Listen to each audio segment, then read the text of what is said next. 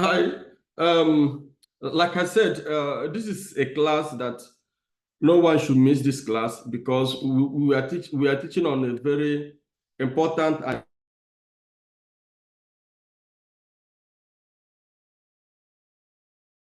and we are combining almost three things together. We will do risk management, we will do technical indicators, and then we also go into live trading. There are some opportunities we have identified in the market that could help you make money. Now, that is what is called precise trading. In trading, you need to know who you are as a trader. A trader is looking for profit. A broker is looking for commission. So it's two different things. The person looking for commission wants you to trade as often as possible. Because the more you trade, the more you make money. It doesn't matter whether you lose your trade or you gain. But with you're looking for profit. You're not looking for commission. So when you gain, it's your advantage. And when you lose, it's your disadvantage. Now, that's why it's important for you as a trader not to trade often, not to do over trading. Then you trade on a precise information and precise analysis and the potential opportunities that could give you profit, because the broker don't care whether you gain or you lose. He just want to charge his own spread and grow in volume. That's most brokers anyway, not all.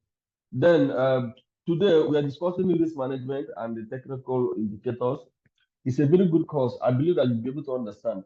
Sometimes some of the analysis we give you is using those factors that we have identified that works in the market. We use them to give you analysis, and it actually works to a large extent. And also those people who build indicators, some who build AI and the EAs that they use in trading, they build them using technical analysis and technical indicators, which is also powered by information they have gotten, like the performances of all these things and the technical charts. It's only few AI and EA that trade in the market that is built together with fundamentals. It's only few. Now, we will discuss the key components of risk management when it comes to financial trading. I get out some important things because of we're not giving you like a formal lecture on overview of financial risk management. So we're just putting it down like our case study will be the area of trading, not the area of the entire area of finance. So one of the things you need to know is positioning or position sizing, like the size of your lot size. Then, and the amount of money, you need to determine the amount of capital to allocate on each trade. So if you want to be a trader, you need to determine the amount of money you should allocate on each trade.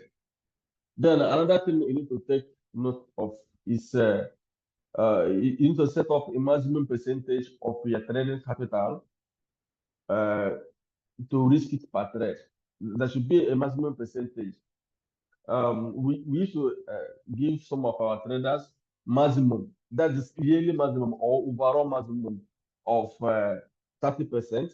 Some give 20% overall maximum. That means if anybody is trading any account and they have a drop down of 30% or 20%, that account should stop. Now, example is Profem. How many of us knows about Profem or is trading under Profem? How many? If you're in a very particular place, you can be allowed to talk. How many of us trade on Profem? Or have heard about Profem? I've heard of Profem before, but I've never used it to trade. Can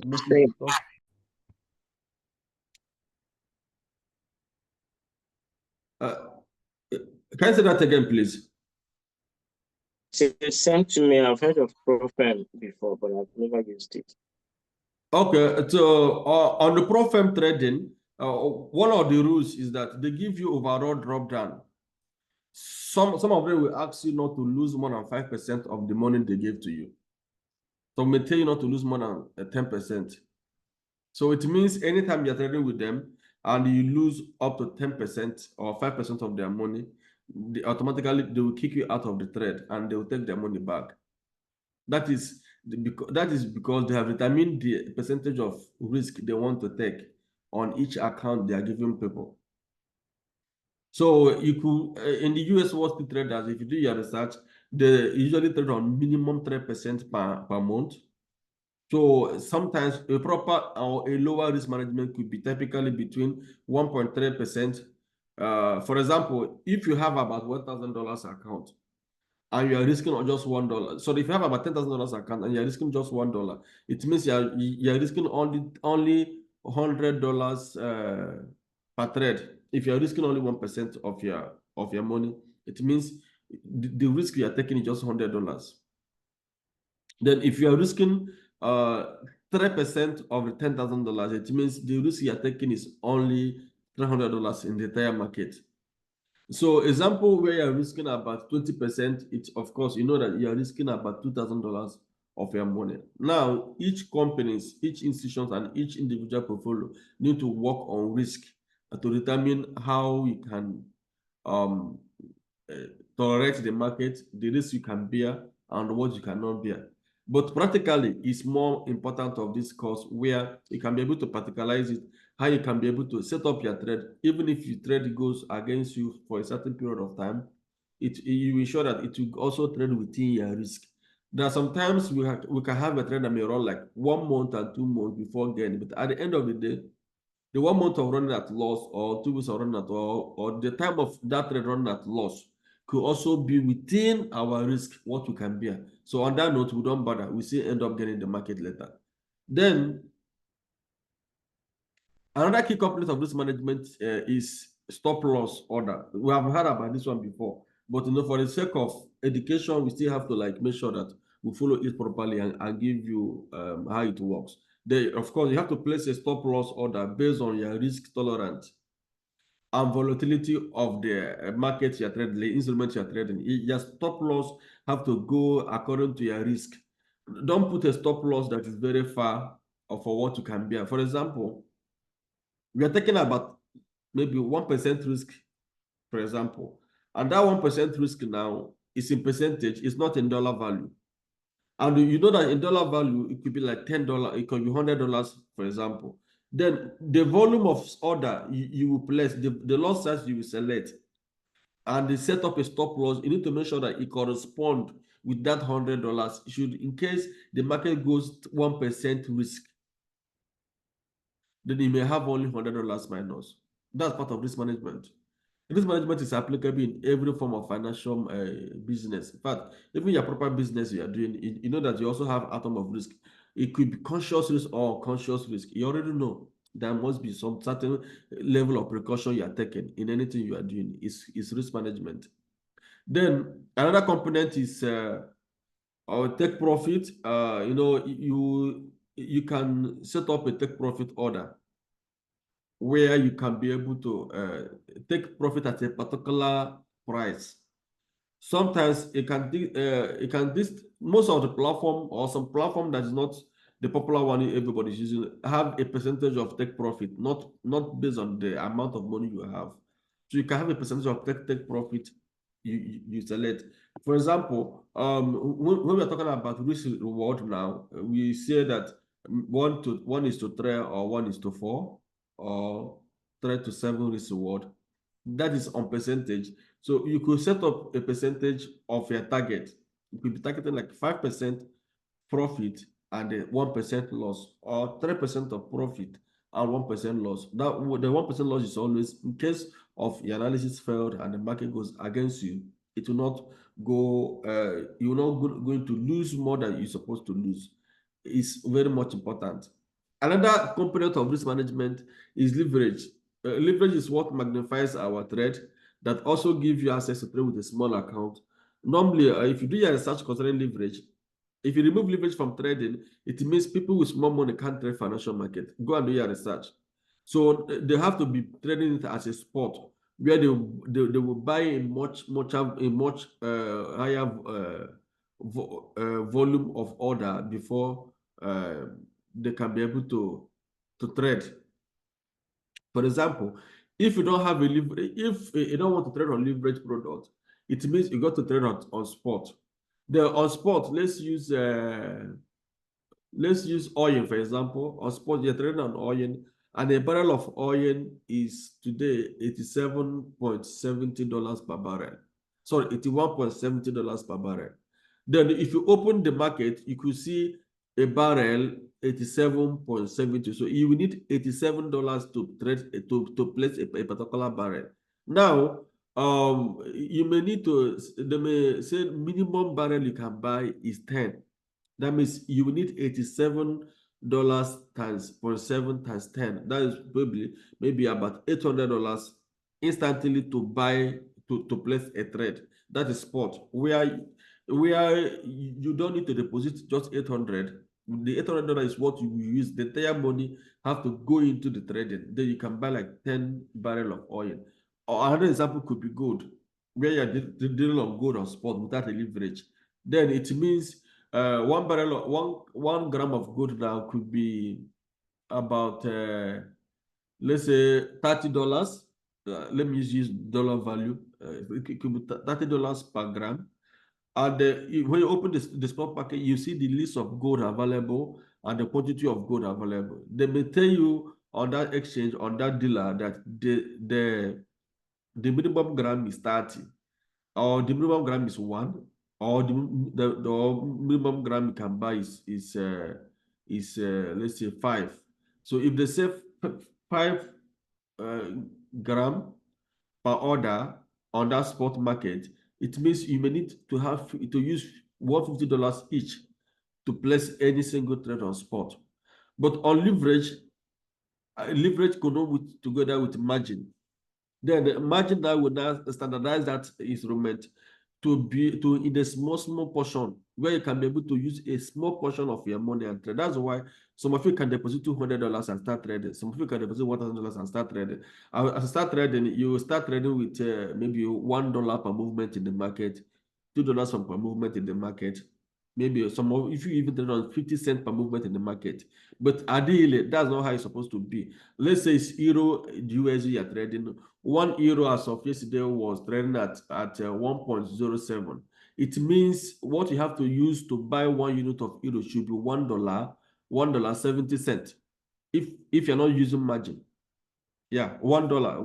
What you have to use to buy 1 unit of euro should be $1.70 if you're not using margin. But if you're using margin, now you can use 0.01, which is about 1 cent to buy a unit of euro. That is marginal trading. So everything counts in margin. It can allow you to come in with a small amount of money and trade. And it's also powered with leverage. Leverage can now help you to be able to do the same thing that people can do on the spot level and make profit at the same time they're making profit. But yeah, volume of profit will not be as much as the ones who are making profit on spot. Now, the disadvantage of spot without a leverage product is this.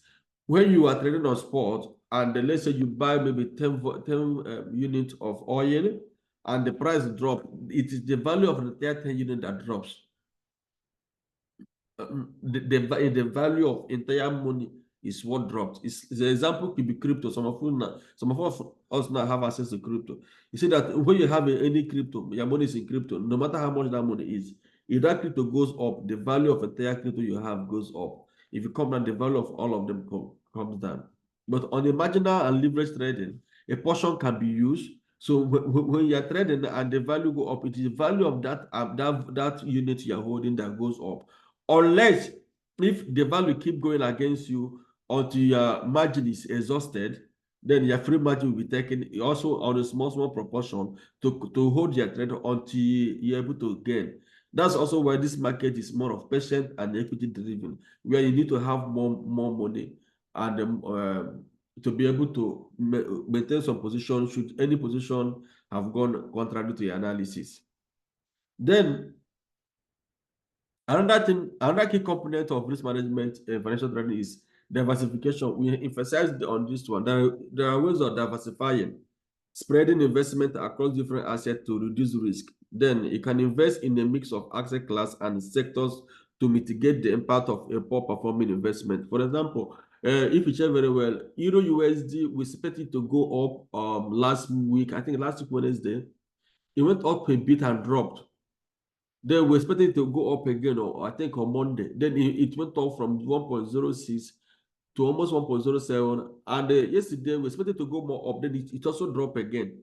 But there are also other asset class that was performing very much well. We expected oil to drop on Monday. We announced that there may be a sharp drop, but it ended up not dropping that Monday. But yesterday there was a very big sharp drop on oil that has formed a very kind of a reversal. Now, US, Canada, and Euro had performed well on the technical analysis because the CPI report came down and they just have a sharp drop and immediately jump back again because these currencies were very strong. Those pairs were very strong. So it dropped and jumped back again. That's how investors behave because investors know that this euro is strong. So if we are going to trade Canada for a long time, it may be risk to our investment. That's one of the reasons why if you check on chart, when we go to a technical chart, you see how that market jumped down and within 1 hour and went up again. People quickly act on it and left. That is market reaction. Now, this kind of diversifying, imagine if you now hold only one particular asset class, you may not be able to have access to diversify your portfolio on other assets and make money. Should the one you're holding did not give you profit, you can diversify on other asset class and make money. Another of diversifying is also by not using one exchange, one OTC, or one dealer, or one broker. You can also have your investment spread into other companies. Like in our one of the hedge fund I trade, they have aggregated liquidities. They have liquidity that spread across different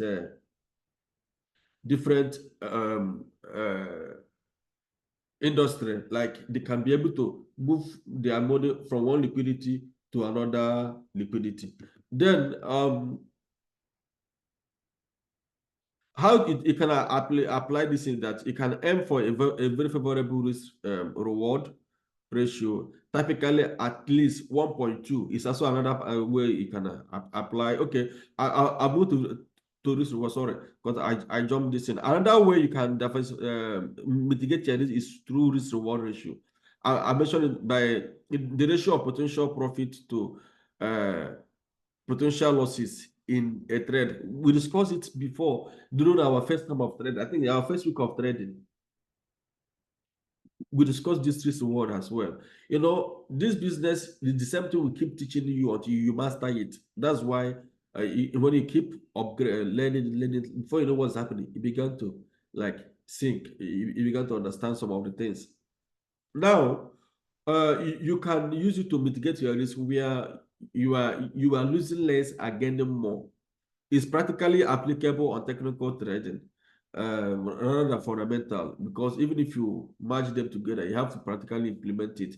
Then you can aim for a favorable risk reward ratio that's typically at least maybe 1.2. It means that if you are trading, if you trade like trade, you may lose one and gain two, meaning that you aim to make at least twice as much as what you are losing. Most traders like one to 3 ratio. Some like me, my own personal risk reward is 7 to 10. It means if I'm trading, if I have 10 trade, I am expected to maybe at least gain 7 of them. Then 3 of them can lose, no problem. But the money I will make from the 10, from the trade, will supersede far much than the money that I got at the order of trade. Then another way of doing this thing now is to determine your risk, what you can tolerate. This is one of the ways we help students to succeed. We need to hear from them because I can't decide your risk for you. And of course, I'm not a financial planner. There are people who are very much experienced in financial planning. If you meet them or if they are the one to teach, they can be able to give you their own system, how you can place yourself on the finance. But on that note, you as a trader knows how your condition is. You know what you want to do. Like me, the kind of money I want to risk in the market may be far different from the kind of money that you want to risk. The kind of profit I'm expecting may be far different from your own. So there's always what you can tolerate, what you can't tolerate. Then you assess how much capital you are willing to risk per trade. At the same time, you can also assess overall base of your trading financial situation, like trading experience and risk. And then also assess how much money you are comfortable to invest in the market. These are way of managing risk, because our emotion shouldn't play a role when we are managing our risk. To be honest, emotion does not help. It's not part of risk management. How you can control your emotion is when you have a plan on the ground, what you can risk, what you can accept, what you cannot accept. So on that note, now you have subdued your emotion. You're not being carried away by emotions. Even when something goes wrong, you go back to your drawing plan. Try to know this thing that's going wrong. Is it in line with my risk? It's like when you're traveling and you have an appointment by probably 4 p.m. and you left your house 4 hours like before, like, let's say you left your house around 11 a.m. and you got stuck on traffic maybe after an hour, and you check your navigation, that is your Google map, you discover that you could, no matter how the traffic holds you, you can definitely be there by 3 or by 2:30 latest. Remember, your appointment is by 4. So now, on that note, you may not bother much because you still have more time to get there. But where you are traveling, you have appointment by 4, and traffic is holding you for about 2 hours, and you're already 3 hours stuck on traffic, or 4, almost like 4. So you're gonna be worried because this is not according to my plan. It is missing your appointment and stuff like that. That is how it is on risk management tolerance. You need to know what you can tolerate. Until we hear that one from a client or a student, it is difficult to assist. We need to know exactly what that person can tolerate, not how her emotion can or his emotion can drive, but how the tolerance from him or her works. If it's a company, we need to know the corporational risk tolerant, what they can be able to have. Or another way is to have an independent financial planner to set you a proper financial trading. This also similarly related to trading plan, which we shared last week in one of our lectures. How you can have a trading plan. I'm sure many people are not using that plan. I'm certainly sure about that one. You know, this business is not all about teaching, it's all about applying it. Many people are not using it. Me personally, I use risk management and the trading plan to know when I'm succeeding and when I'm failing. So if I check it, I say, I will then make my judgment. Okay, I meet my target. Okay, this week is okay. I'm fine with this. No problem. This is how much I made. But if I don't have a plan, anything goes. And it's difficult for a trader to succeed when you don't have a risk management plan. Then, how do you do that? Then you can calculate your positions. For example, you can determine the amount of capital to risk per trade. For example, 1% of $1,000, we have said it before, is about $100. Then you can adjust the position size so that the total loss at the stop loss level does not exceed your risk threshold. It's as simple as this. So it will make you not to lose more than you think that is okay for you. But once you know these things, we have to adjust the stop loss and trade according to that stop loss. For example, although we also have some big examples that I want to give you. For example, let's say now you are using 0.01 to place a trade, and you're targeting only $100 loss. The market have to go against you 1,000 pip to lose $100. And for example, it has to go against you 1,000 pips for you to lose your $100, which may not happen even in the next 5 years. Unless you're trading crypto. Crypto can happen. Because crypto can go like even 20,000%. They don't care. I don't know how they control the crypto market anyway. Then, example of risk management on a trade. Suppose you have a trading account of $10,000. Okay, I've repeated this one again. Then let me just go forward to example of risk management on a trade. The second one, to calculate your loss size based on we use I think Euro USD for this one. Yeah. Let's say, for example, the number of lot size to buy. You can determine the number of lot size to buy so that a 5% loss equal to $100. If the currency pair is priced at 1.200, I think I made this thing from Euro USD. Let's say the currency price, let's say Euro USD is 1.200. So a 5% loss of this of 100 means that the market has to go down from 1.200 to 0.0600.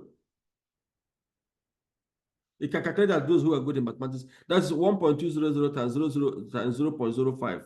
It means that you can buy an amount such that the total loss of is $100 when the price changed to 0.0600.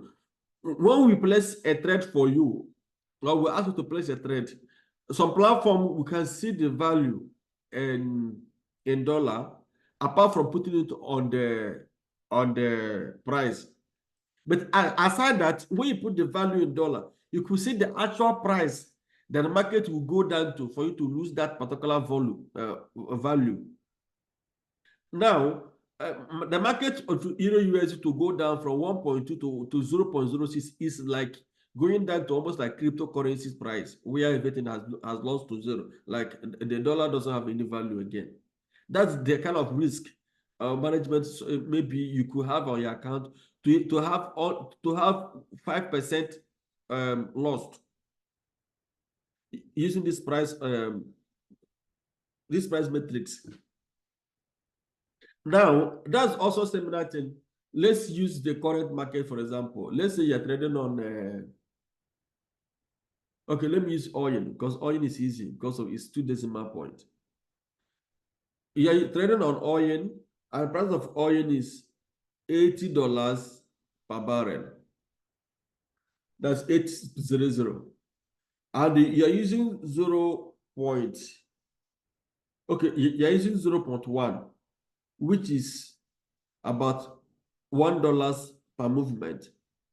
Now, for you to lose, if the market of gold move from $80 to 7900, that is 100 pip movement, and you will have only minus $100.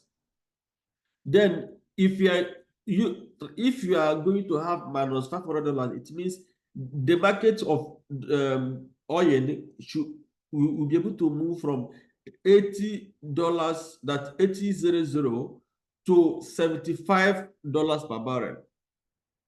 Then you will have minus $500. Now, assuming you are holding a $10,000 account and their risk is 5% risk, I mean your maximum risk, it means the oil price has to go 500 pips using 0.1 volume or $1 per movement for you to have minus 500.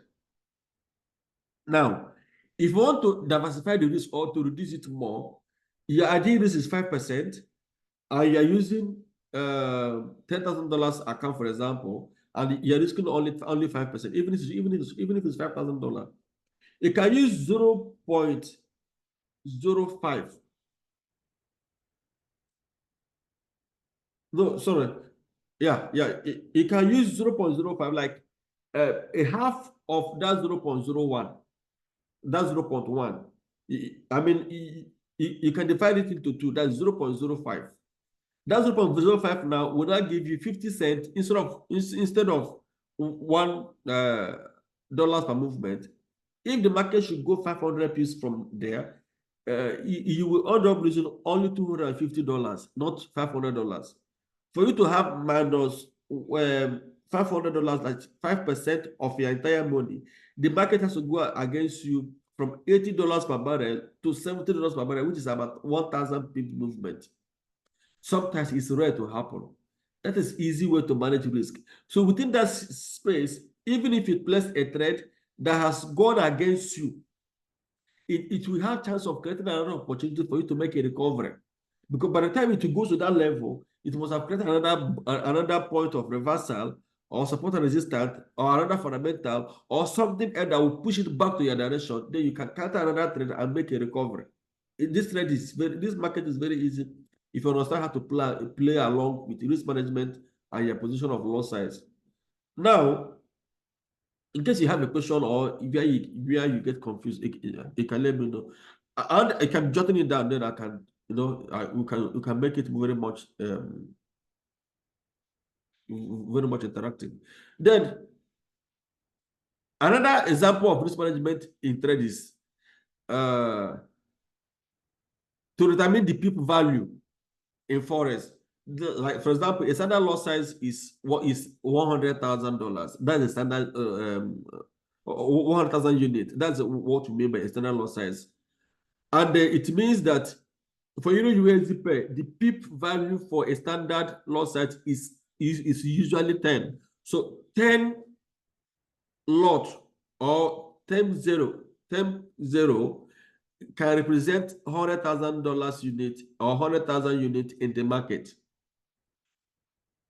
You can calculate the loss per pip for the position size. So it means that the loss for 0.0600 will be about 600 pips.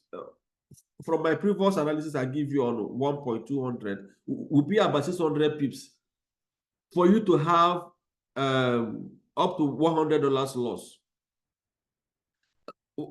What I mean here is this: if you use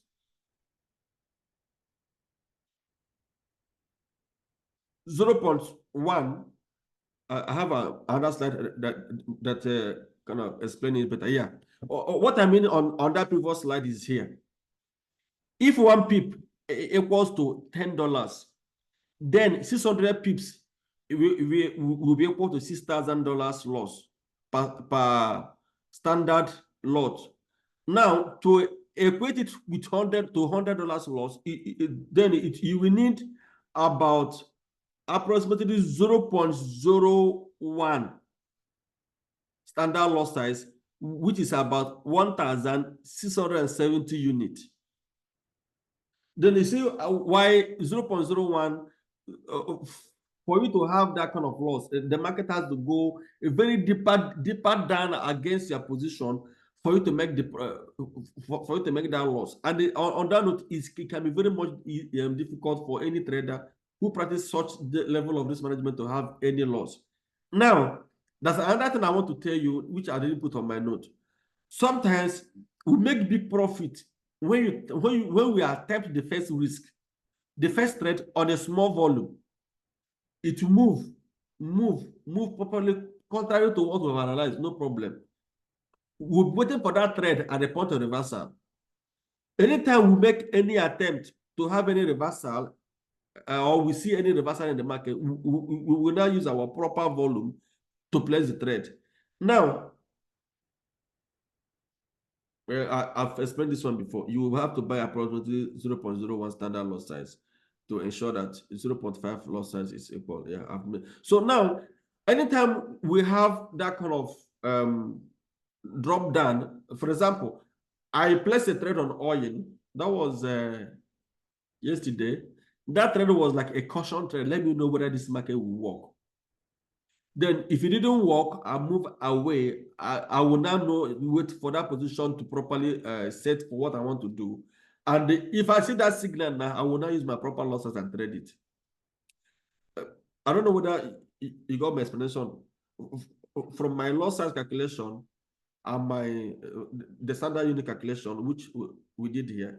So if it's confusing you, you can let me know. I will explain that one again and again. Concerning the loss size that can give you $100 loss, and how many pips it can go on in the market for you to be able to have such volume of loss. Then we have another example of risk management in trade.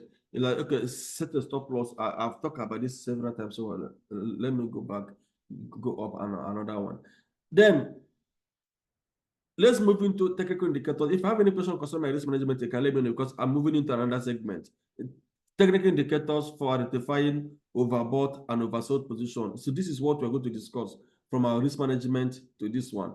So there are a lot of technical indicators in the market. It's not all of them that we will use. We'll use the one that is okay. Maybe as time goes on, we can introduce more. There are some the ones we use. But for the sake of this class, we are going to teach you and show you the ones that can identify overbought and oversold, That in this note, I also make a note, the one that can show you, help you to identify support and resistance. Let's be using those two things, because buying low and selling high has been the most efficient strategy in the market for ages. To assist in managing risk, trader can use technical indicators to identify overbought and oversold condition. It will help you to make more informed trading decisions. So when you know when the market has gone so down, the price has gone so down, that you can see it by with your eyes, but indicators can also help you to indicate that this market has gone extremely low. When the market has gone so high, indicators can assist you to indicate that this market has gone extremely high. Then it will help you to know that, okay, it's good to buy a product at a low price and sell it at a higher price. It's just as simple as that. So when from these indicators now, this market has gone low. Let me prepare to buy. And if you buy, you have chance of making profit than somebody who bought at a very higher price. Buying at a low price will always give you an advantage over others. Then, one of these technical indicators we are going to show you is called RSI. I don't know, someone must have heard this before. The relative strength index. I don't know whether I should be combining this in at the same time with practical. Okay, let me finish it. It's not too long, but we can go back to it again.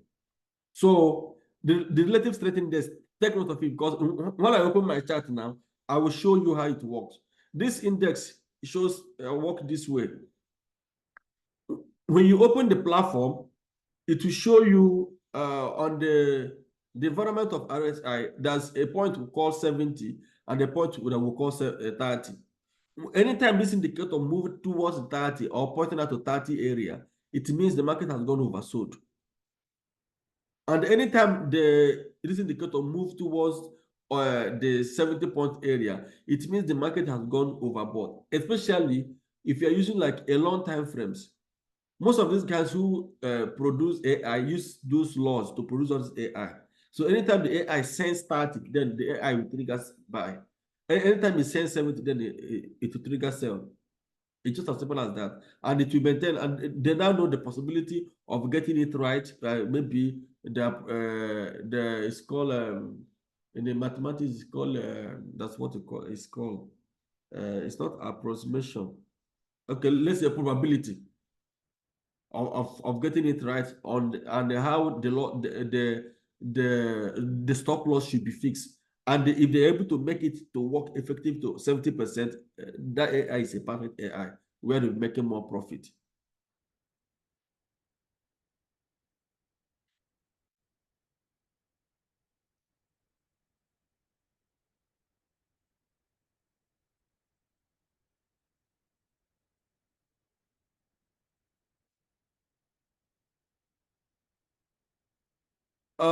If you have a question, I ask you to ask question. This is a slide. It's difficult for me to be swinging it together, but that's why I give room for anybody to ask me a question. But I understand what you mean. So what I'm going to do, I'm switching over to platform, so I will show you at the same time on the platform. But risk management is better explained first before you can apply it. You need to know those things. You have to set up your stop loss.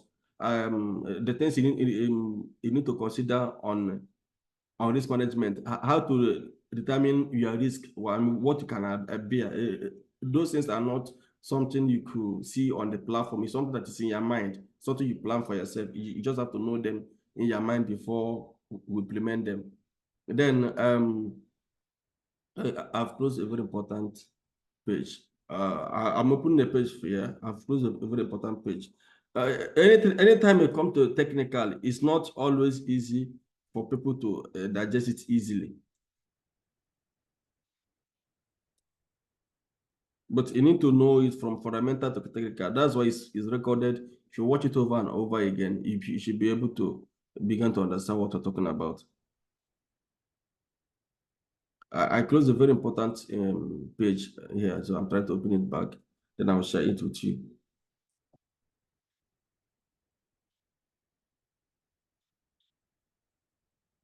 And I don't want to digress from so much. If I start showing you what I'm really prepared for, preparation will come in that will move me out of the place. I'm opening the chart now. You should be able to see them.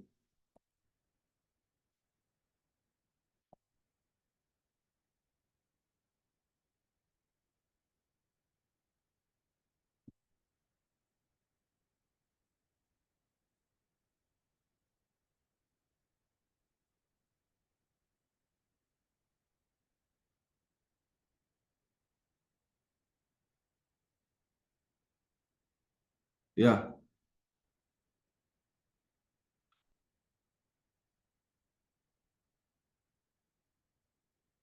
I'm fast because where I will spend more time is here. Because I know that whatever we discuss on TO, the people understand it more when you practicalize it. So I have to explain it for you to understand first. Now, what I'm talking about RSI is this. I'm under RSI, so I have to delete this indicator to show you RSI indicator.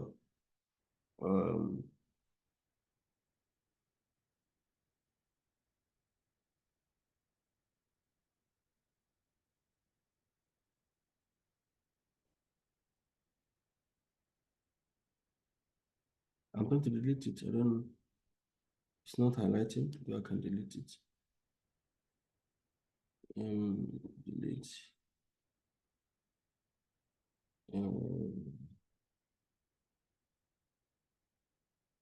Okay, let me bring it down. Yeah, let me bring it down. Under here, you can search for RSI.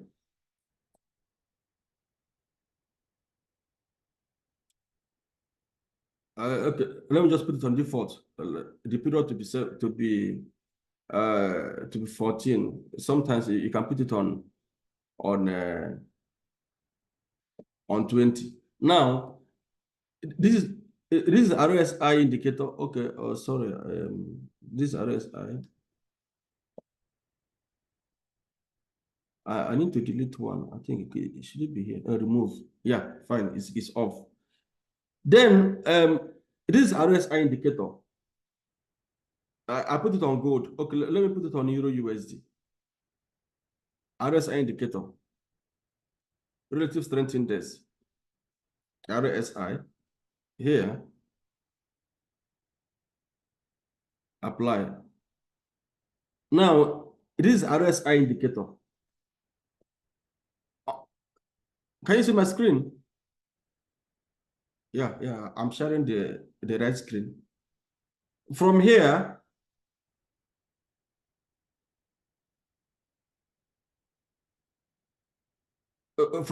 I said overbought RSI is around 70 and oversold RSI is around 30. Now, when I go on this chart, you could see this instrument here. This body now, this area is the area of RSI. Between 70 and 30 is the movement area of this RSI. So now, oversold is 30. It means anytime this RSI moves towards the 30 area, it begins to signal that Euro USD has gone oversold.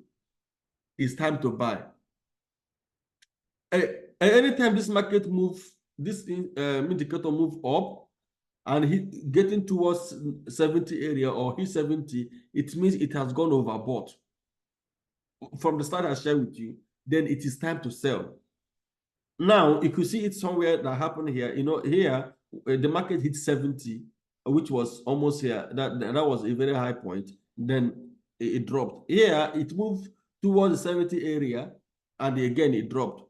Here, the market, that is here, the market hit about almost below 30. Then what happened again? The market now went up.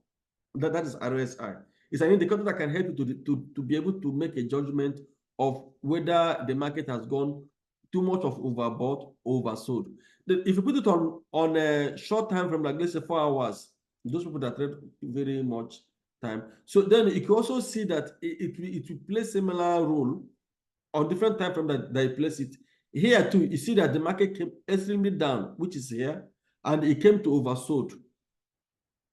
Then what happened again? Then it now retraced, came down to this point again, oversold. Now also retraced. Now it's coming down towards this point also, which is also getting the point of oversold.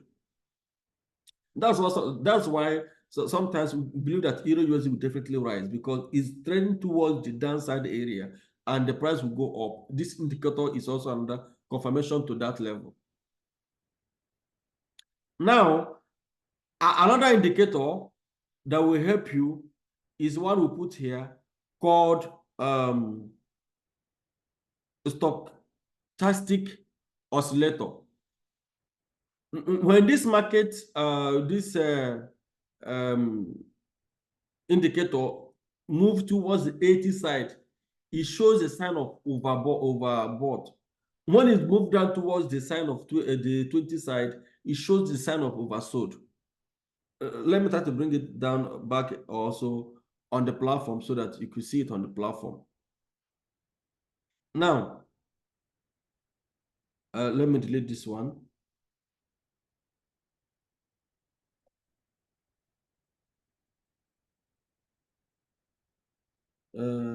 Sorry.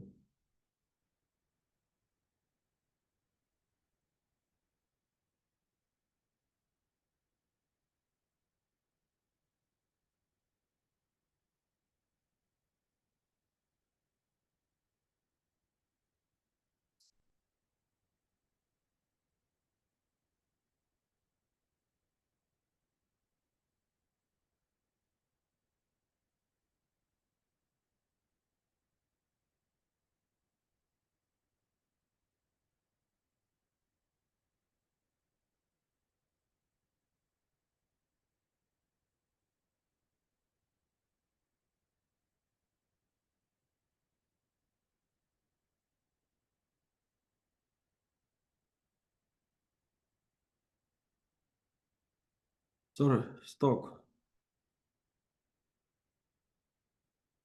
Look at it, SO.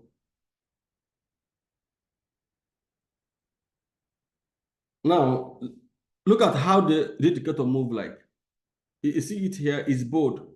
Now, when it moved towards 20, I told you it's oversold. And when it's moved towards 80, it's overbought.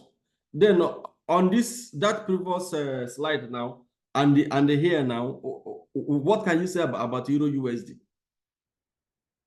I mean, using the previous law of this indicator, and seeing what is also now happening in the market, and the current position of Euro USD.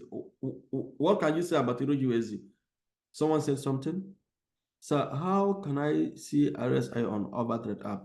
I will not be able to show you this one on the app now, unless if I share your screen with me. But I can show you on on MT5.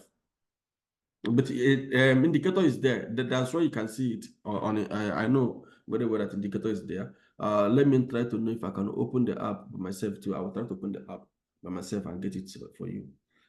Then you see that here now, the Euro US is also pointing out oversold.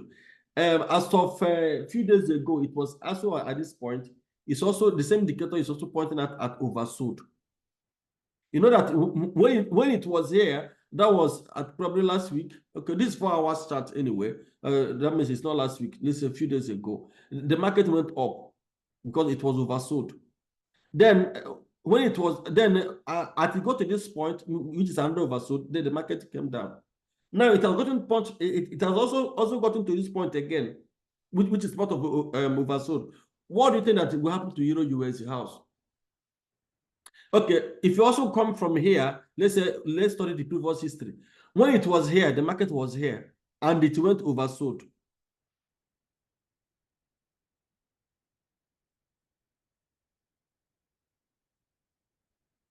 When it was here, the market was here, which was oversold. What happened again? The market went up, then came down a little bit, not just oversold, but towards the 20 area, and now went up to this point, which is now overbought. After overbought, what happened? Then the market came down again. At this point, it was here. Then it went up again to this point.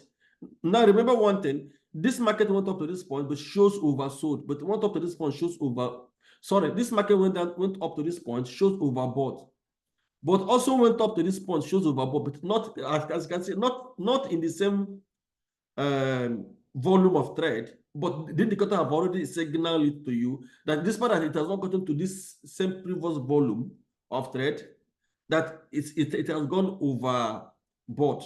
Then it came down again. At this point again, it's also within this area. Then the market went up to this point, shows you that it has gone overbought, sorry. Then I came down again. That was probably, I think, on Monday. At this point, which shows another oversold. And since that time, he tried to retrace, he came down to this point. Now, using the behavior of this indicator, what do you think that this indicator is now telling us? That Euro USD is oversold. Then what else may happen in the market? That very soon the market will begin to move up. Yes, that's why we keep like saying that Euro USD will definitely rise. We could see that it has gotten to some base level. Then if you come down here and try to use support and resistance to judge it, you can also notice from a price that the price of Euro USD is also on support. On this class, we're still going to go back to getting to pivot point calculation and everything. It's actually 3 segments or 4. Four is live trading.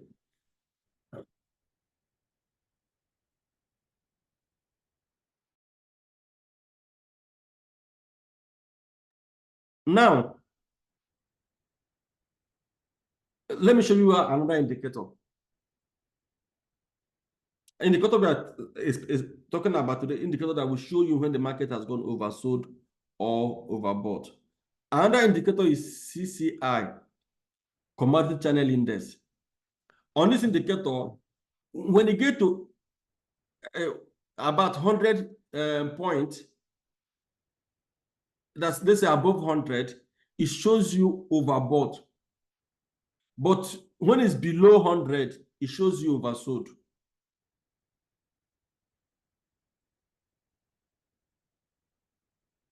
The same one with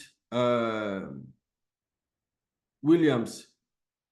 Williams is over 20 is above 20 is overbought, then over 80, below 80 is oversold. But let's search for commodity channel in the CCI on the market, or on the platform rather.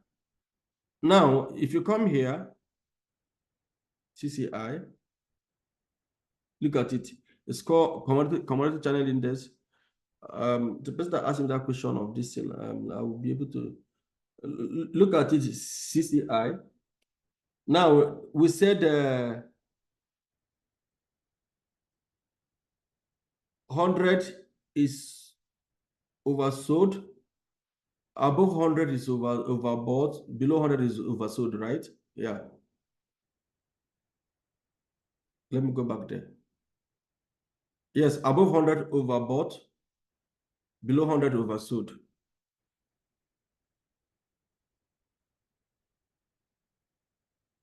Now here this is CCI indicator. Here was above 100. What happened when the market get to that 100 points? I think the market came down, right? Now it has come down below 100.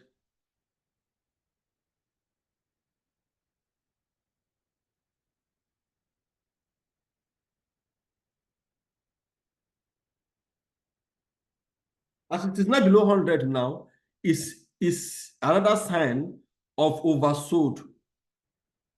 Those who practice buying low and sell high will have chance of making profit using this analysis. It's as simple as that. Trading is not too hard.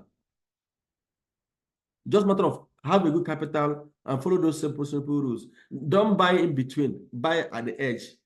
So buy at the edge and sell at the edge, like of every position. And there are things that can help you to identify them. Last 2 weeks, we emphasized more on support and resistance more. Support and resistance. There are support zone and demand zone.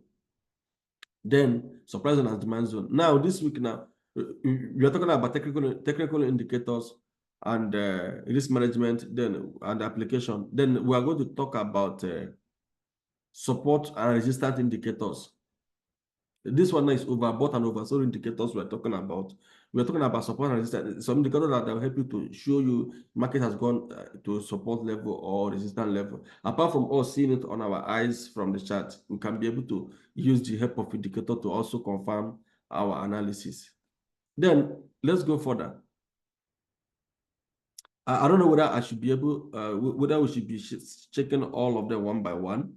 I could have wanted to skip Williams because it is also the same law. Technical indicators to identify overbought and oversold condition. That is the same another segment. Technical indicators that will help you to know whether market has gone overbought. Okay, it's also another one. Sorry, we have Bollinger Band. Sorry, it's same segment, not the other one. I'm talking about support and resistance indicator. We have Bollinger Band. When Bollinger Band touches or exceeding the upper band, then it shows sign of overbought. When it touches below or falling below the lower band, it is sign of over sold. How many of us here uses moving average to trade? Is anyone that use moving average here?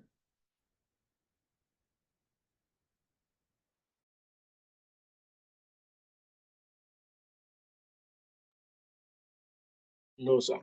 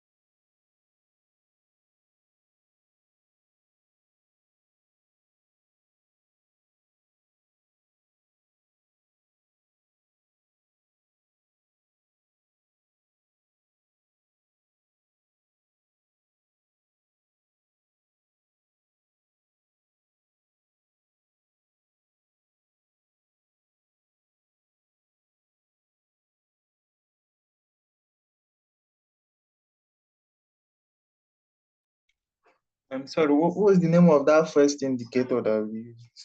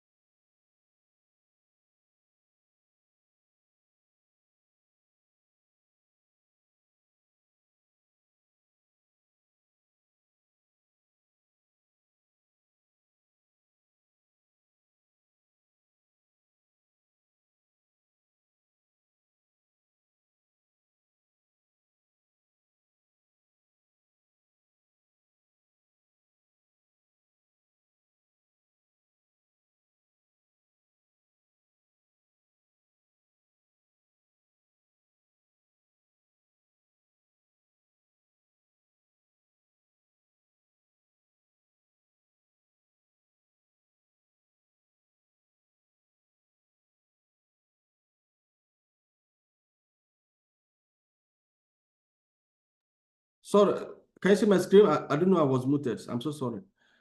Can you see my screen? I want to speak with 2 person, minimum 2 person. Minimum, it can be more. I want someone that is very that is in a very quiet place so that we can do experiment, because this area now is more practical. We are calculating support and resistance in the market using pivot point.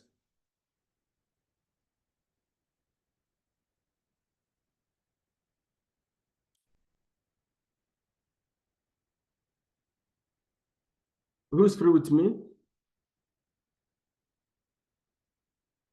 Okay, sir, I'm available. I'm available. Sir. Okay, perfect. Now, take note of this thing first. Okay, sir.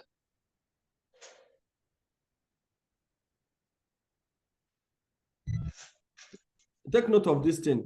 We said pivot points are calculated based on a high, low, and closing price of the previous trading period. So we're taking note of high, low, and closing price of the previous market. So from there, when we calculate it now, we should be able to know where the pivot point is possibly located in the market, and where the support zone and resistance zone is in the market. Do you understand now? Yes, sir. Now,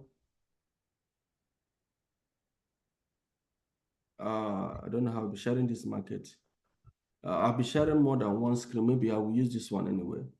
Let me use oil. Yes, let me use oil.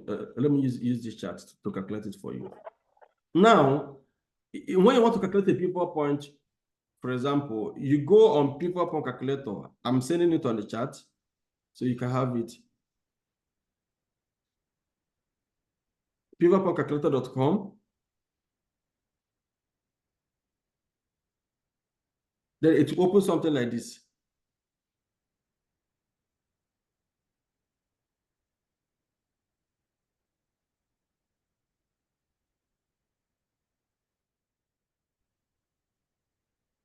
It will open something like this.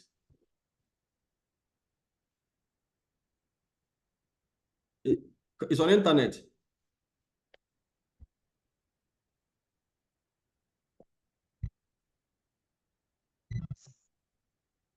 Like this.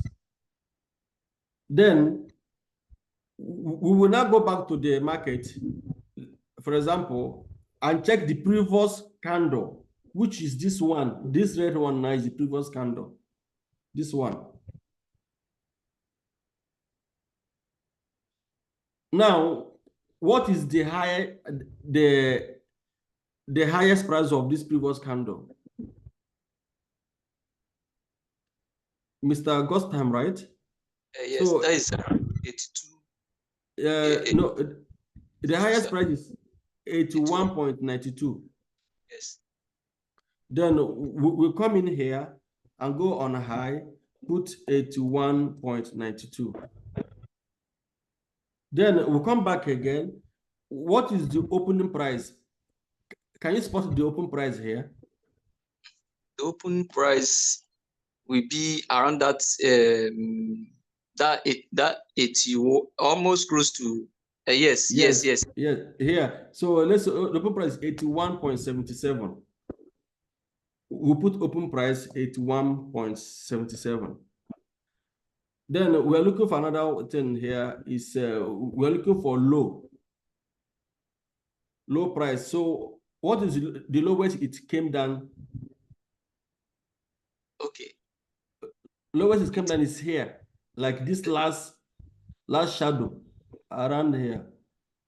80.62, sir. 62. Low 80.62. Then we're looking for the close. Where did it close?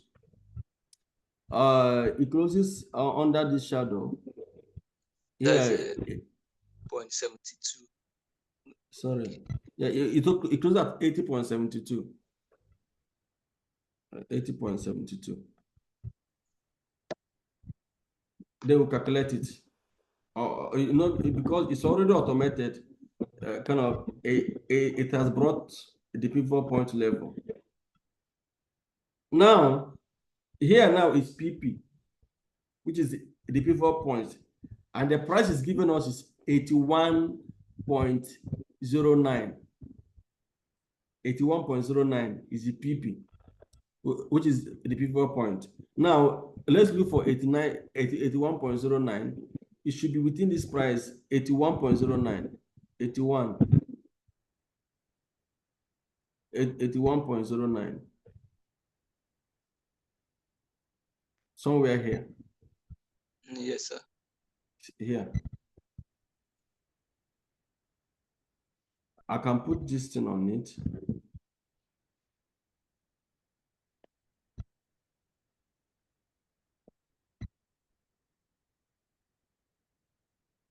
Here. Then the first resistance is 81.55, which is 81.55, right? Here. Yes, sir. Here.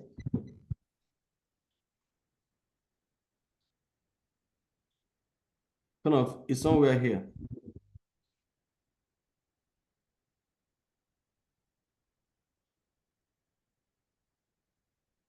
Here. Yeah, just somewhere here. Yeah. Almost the same point of pivot.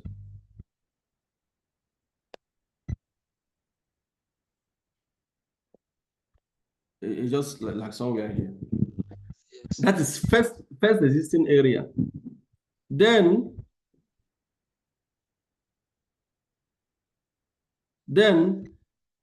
second resisting point. Okay, we have the midpoint, maybe 81 point. Okay, let's use second resistance will be 82.39. Yes. We search for 82.39, which is somewhere here. Second point where it can resist is 82.39. This is 49. It's somewhere here. 82.39.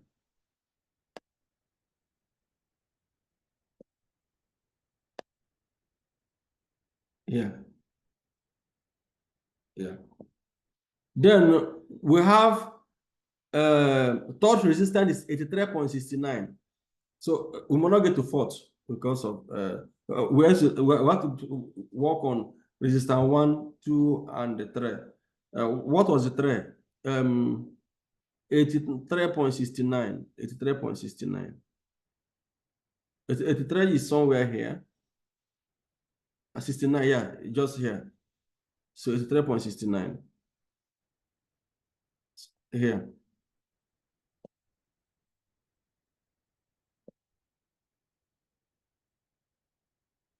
Do you understand? Now, first support is at 80 for 25. 80.25, which is somewhere here. 80 for 25. First support somewhere here. Yeah, it's somewhere here. First support is somewhere here.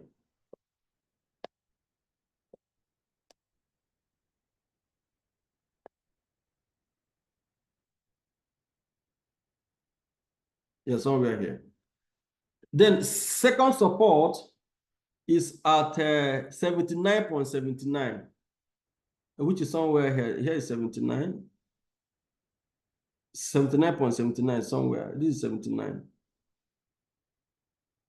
79.79. It's somewhere here. Yeah. It is 76. It is somewhere here. Here. Then the last support, the third one, not fourth one. Let us work on the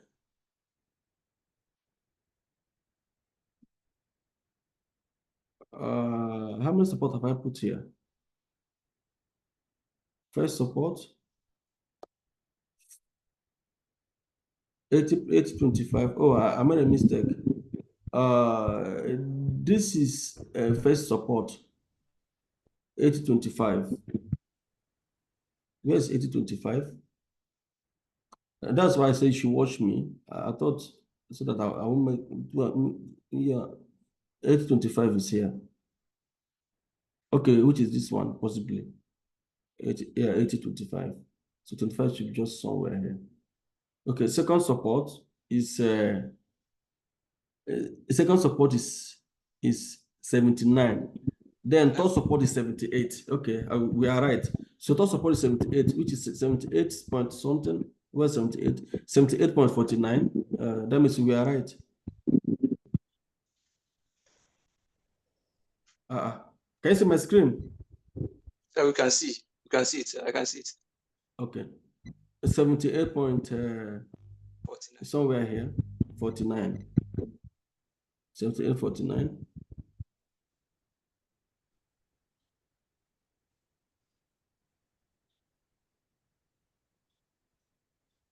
$78. Yeah, it means kind of it's somewhere here. There's support around here, around 78. Here. So, if you can. Okay. I want to ask a question. No, I can't see the chart. I can only see the calculator. Oh, okay. Sorry. Yeah. You can see it here now, right? Yes, I can see it now, sir. Now, this is how to calculate, how to identify support and resistance using the pivot point calculator. Now, what does it mean? It means at this point, this instrument, this is crude oil, is most likely going to reverse. If it don't reverse at this point, it's most likely going to reverse, or at this third resistance, then it will reverse. Now, this is one of the reasons why when we place our first trade, we can use small lot size to place it to know how the market is going to perform. Then, if it did not like move down immediately, we place it, and the market move good enough for us, move to third resistance, believe me, we will place another bigger volume, because a lot of support and resistance is very effective in the market. It will definitely going to reverse up to 70 to 80% of any time you see support and resistance that occurs in the market. This is how to identify it. Now remember this thing we did. We went to this page, support and resistance, pivotpoint.com or pivotpointcalculator.com, and now calculate the open zone and the low zone, high zone, and the close price of this instrument. That's also the same rules you will follow on calculating it in other currency pairs, such as, for example, Euro USD. So when it comes to Euro USD, you use the previous one, try to know the opening price, high, low, and the close price of it, and automatically the pivot point website will give you the possible point of reversal. Do you understand? Yes, sir. Yes, sir. But it's also technical. You guys are quiet. It means there's still a lot to download. Sir, I have a question. Okay. Sir, this is it applicable on daily chart? Like, this each candle. Yeah. Okay. Yeah. It's mostly daily. Even if you want to use the weekly, also use the previous weekly chart. If you want to use 4 hours, use the previous 4 hours chart. Okay, sir. So I have a question. Okay. So my question is that all of these indicators, are they all applicable on any kind of trade, like whether it is commodities, forex, whether it is currency, or are they all applicable to all? They're all applicable to all. Technical is technical to all. Once you know one, you know all. Okay.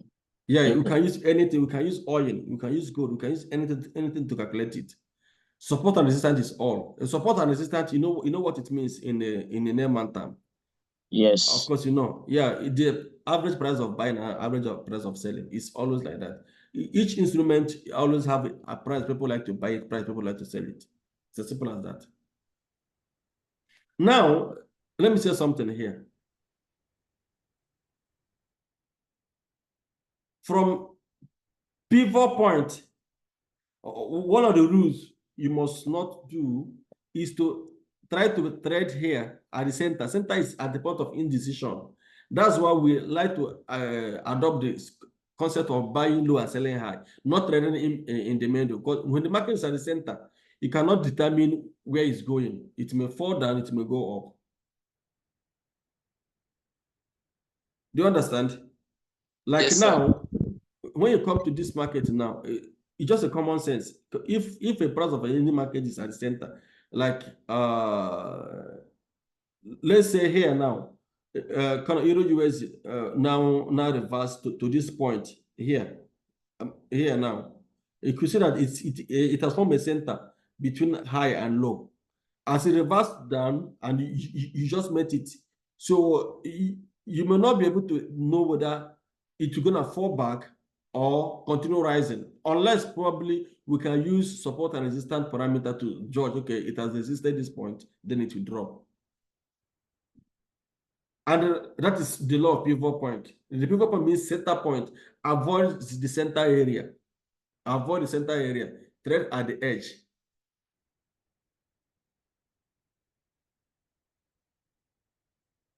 Do you understand? If you know these things and start applying them, it will be difficult for you to even be having losses anyhow. That's the truth, because you know what you are looking for. Anytime you see it, then you trade. If you're not seeing it, don't trade.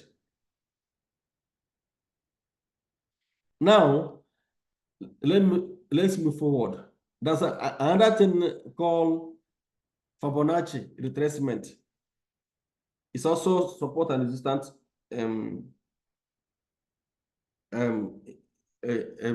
indicator. I like it on MT5 and the other platform because it's automated.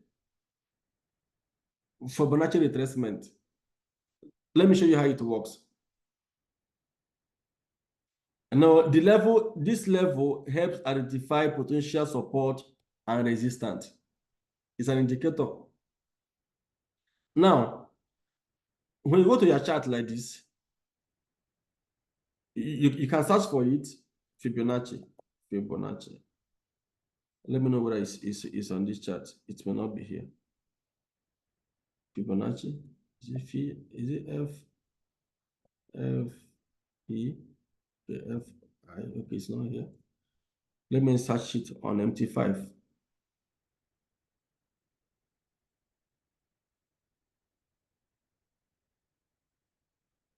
Yeah, it is MT5. Then you go on here, Fibonacci. You go here, you go on it. If you go on insert, you go on indicator, you go to custom indicators, look at it.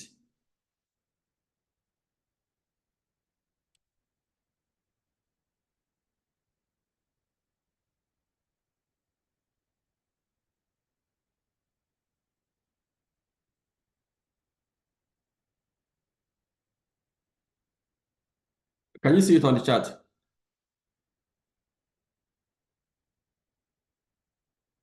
Or let me make Yes. it more. Let me add more to it.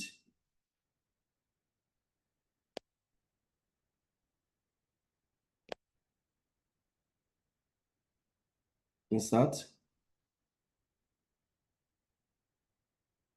Fibonacci.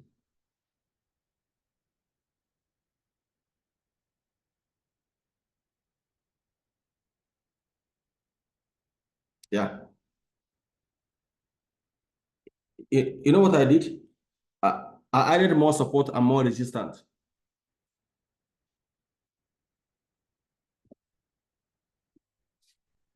So what I did to add it, I went here, I took the indicator, I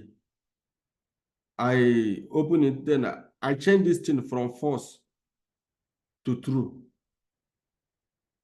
That show all level. So I showed all level. But so if I make it false, then it shows only few levels. Then now, I've used that here now, the Fibonacci have showed you the price of buying the support and resistance zone. Now, here now is the pivot point at the center. Here, this 81.05. Remember, the other one we did was 81.09. As you can see, they are talking about similar area. Maybe so. Now, first resistance is 81.56. Remember, the other one we did on the other app on the internet, it was 81.55. This is 56. Then second resistance is 81.87. Third resistance is 82.38. Another one, the fourth one is 83.20. Then on the support level, first support one to go up is 80.56. And as you can see, at this point, this market went up. Then second one is 80.23. And as you can see, at this point, 80.23, this market also went up. Then the third support, assuming the market came down to 79, that would be most likely want to reverse as 79.72, which also within this point here, I don't know whether you could see my chart. You know, when you're learning, you need to be observing so that they can understand. You need to be taking point. So at this point, it was when this candlestick came down and formed a shadow here. It's also 79.72. Then the fourth one is 78.92, and another one in case it keep coming down to 78. If you keep coming down from this current price to 78, probably also position yourself to buy more.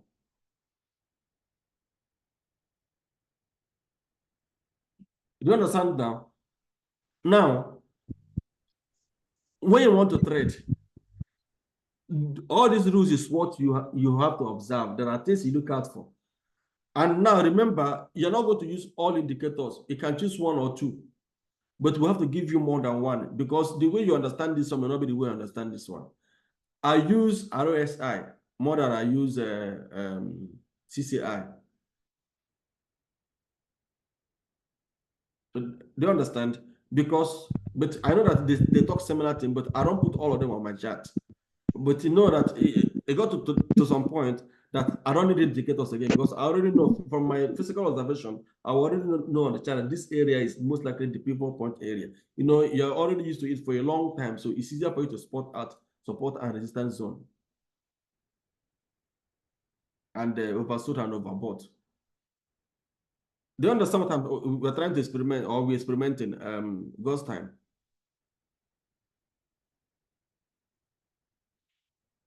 Now, this law here now says that prepare to sell within this point because it's approaching resistance, or it's mostly even at resistance level. Even if you place a sell, it moves to 82, don't panic. Also position yourself for more sell option. Then if you move to 83, oh, no problem. Also position yourself for another sell. But if all of this is broken, it means that for now, the whole analysis did not work. Or within this thing, it didn't work. But that one does not mean that the market will not drop. The higher the price, the more opportunity for sellers. The lower the price, the more opportunity for buyers. What controls you in the market that keep you to maintain those positions is your risk.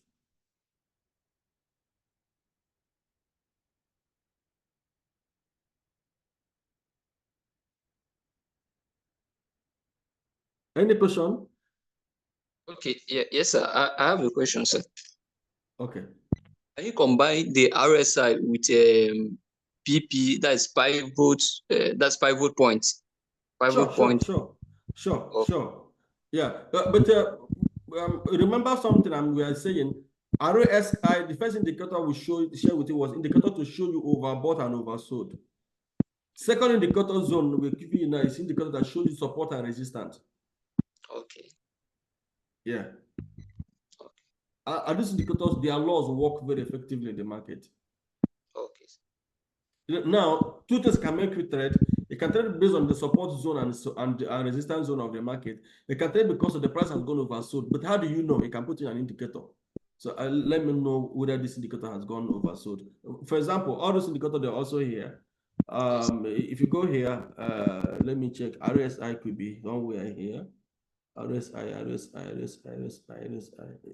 Please be taking note of where I'm going to get all this so that they can be able to do it by yourself on your own side. See RSI below above that RVI. Oh, okay. I've seen RSI. Yeah. Then you can change your input. If you want this to change, you can change it maybe to 20. Then you apply okay. Now look at it.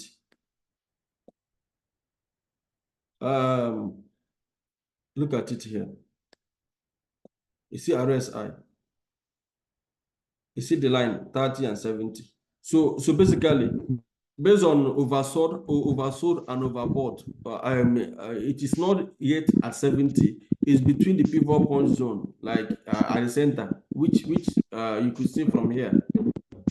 But now when you move to 70 point, it means it has gotten oversold. But market does not reverse because it's oversold all the time. Understand? That's why support and resistance can help you to navigate the market. But if you go on a short time frame, you may see somebody oversold. Understand? This account is on auto. So if you go on short time zone, you may see someone oversold and overbought. People that trade for like short period, you can see a lot of them. Like if you go on a 1 hour, you may also experience so many oversold and overbought. You know, some people you see their chart when they're teaching you, you see a lot of things on the chart. It's all these things they're putting on. They have a lot of things that they make their site, this is very sophisticated, and then you see it.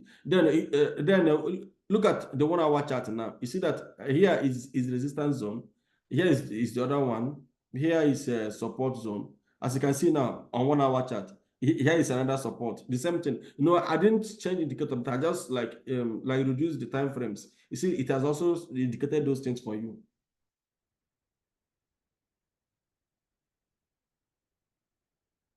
Do you understand? Yes, sir. Yes. Then I know that technical class is always very quiet because it can be confusing. Somebody who has not seen it before will be able to understand more. Then another one that can help you trade is AI and algorithm. The human mind and manual trading cannot beat AI. Your mind is not possible. So from research, you can do by yourself too. 90% of orders in the market, 90% are executed through algorithm and AI. For example, in the JP Morgan institution, it said it clearly that 90% of their orders are executed by AI. And now, look at how it works. I think this is the end. Look at how it works. Let me show you something. Now, Mr. Gostime, let's say now you are a software developer. Do you understand? I think I'm talking to Gostime. Is it Gostime? Okay, okay, I'm talking to. Let's say now So you are. Okay. Oh, yeah, Gostime. Now, let's say now you are kind of a software developer, and you want to develop an algorithm that will trade on this market. The data you will get will be data like from indicators, some of the laws. You could get data from support zone or demand zone. You could get data from the price action, how the price has behaved. You now begin to program the AI to act exactly like that. In case this thing do like this, do like this. It's on further mass they used to do that thing.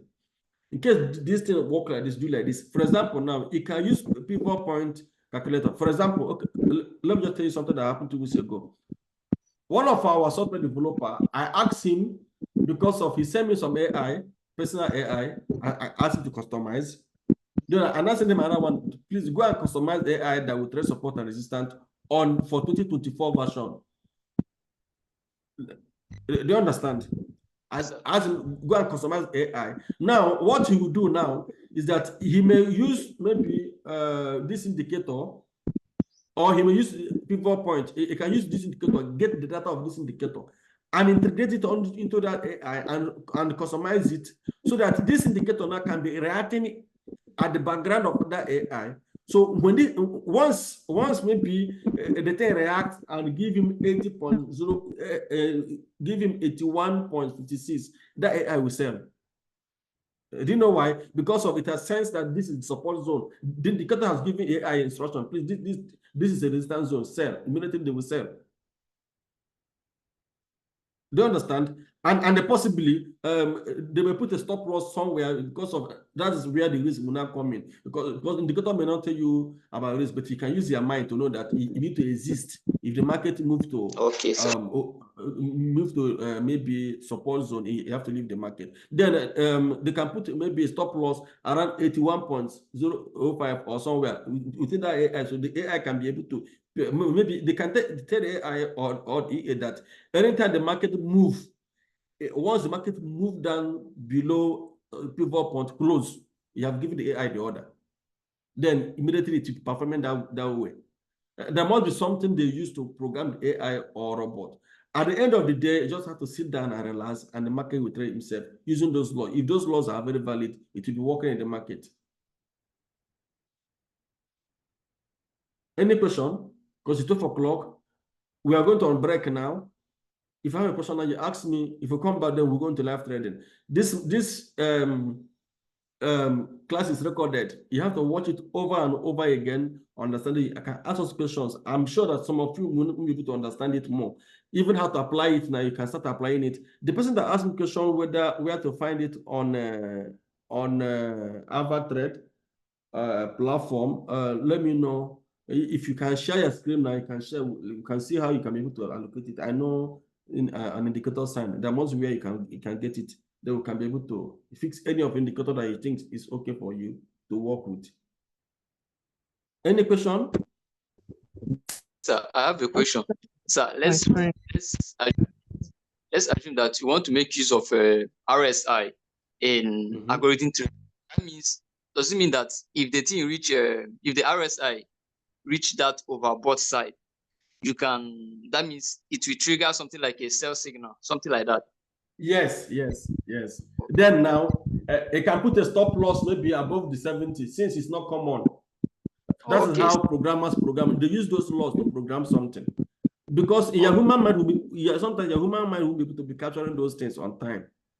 Sometimes they may be sleeping and it will happen. That's why AI and EA helps them to be making those orders. Because since those laws are valid, it always works to a large extent. They program AI that can work on it. Okay, sir. Okay, thank you, sir. Any further question? So we want to go on break. We have opportunity on oil. Oil is most likely going to fall. Today is crude oil inventory. This class will not reach to the inventory time, but oil is most likely going to fall. Most likely. Even based on what we are just talking about, support and resistance now, what do you think that will happen on oil at 56 points, 51.56? Have you not seen that it has also dropped a bit on 1 hour? So if you put it on daily chart, you could also see that the oil is most likely. There's a law here we treated last week, if you can remember, about reversal. I told you about this thing. I don't know how to draw on MT5. So let me go back to this other platform I use. I like to draw more on that one. Sorry, so I would like to share my screen. Okay. Are you there? Okay. But I'm having issues logging in on the other app. Just 2 seconds. Just log in, then you just let us know. Then you can share the screen. Know what I mean? So while you're trying to log in, I was saying something. There's a law, what we discussed here last time, if you can remember, we discussed about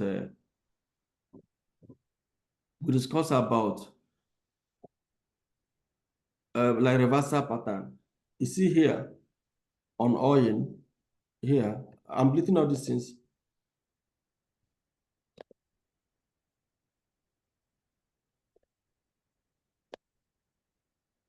Trading is easy, but you need to understand some things. Although it can take time to understand them, but you just have to.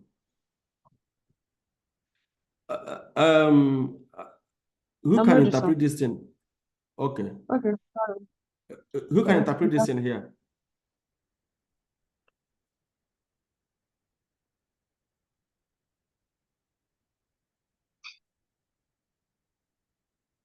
Can someone please just interpret this thing based on what you did last week?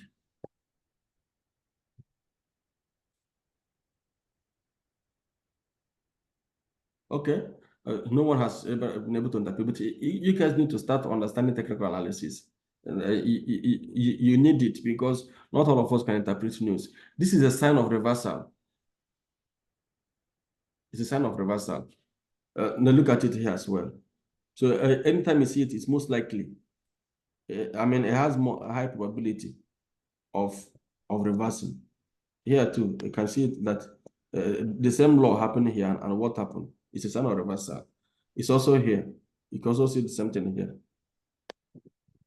Here, it's a sign of reversal. Do you understand? The secret of trading is in the trading. There are some things you'll be observing and be using them. So you see that some of these things happen. If you trace back, you see that most places you see this the market reverse. In most places, it's only on few areas that it will happen and it will not reverse. Do you understand now? Yes, sir.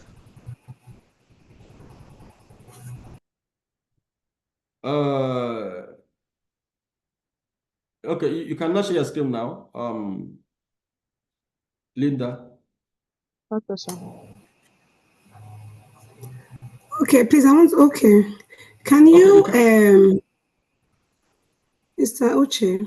Yeah, go ahead, yeah. Please, can you use the RSI to carry out an illustration on Euro USD to give us the point at which there will likely be a reversal because it has been dropping. Okay, yeah, I'll read it again. Now, Linda, you see that has XF with a bracket X or asterisk in it. Yes, click on add indicator. Please, anyone using this platform should use this now as a case study. Yeah, fast. Then you see the list of all indicators we discussed. We discussed about RSI. You can go up. Maybe you can go on search. Just search RSI. Okay, look at it there. It's a relative strength index. Look at it. It's the first one. That's SMA, small moving average. Then if you want to put it, no, I don't add moving average. We didn't teach on that one today. Maybe next time we'll teach. I don't trade moving average, so I don't want to teach on it. I will bring someone that will teach you on it. Then it's C pivot point. Then it's CCCI.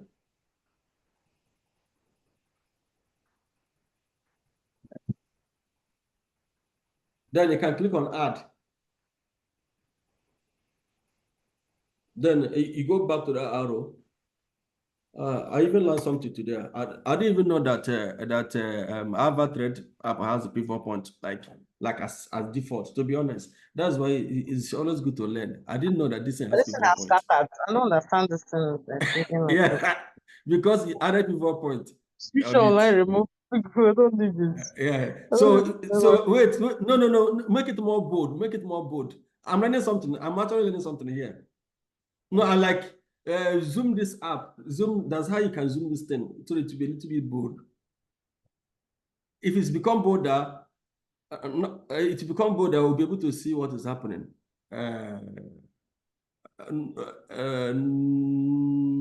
No. Go back. Go back. I'm learning something. Okay. Maybe you could change the candlestick. Change it to probably maybe to 4 hours. I just want to know whether we can be able to see it.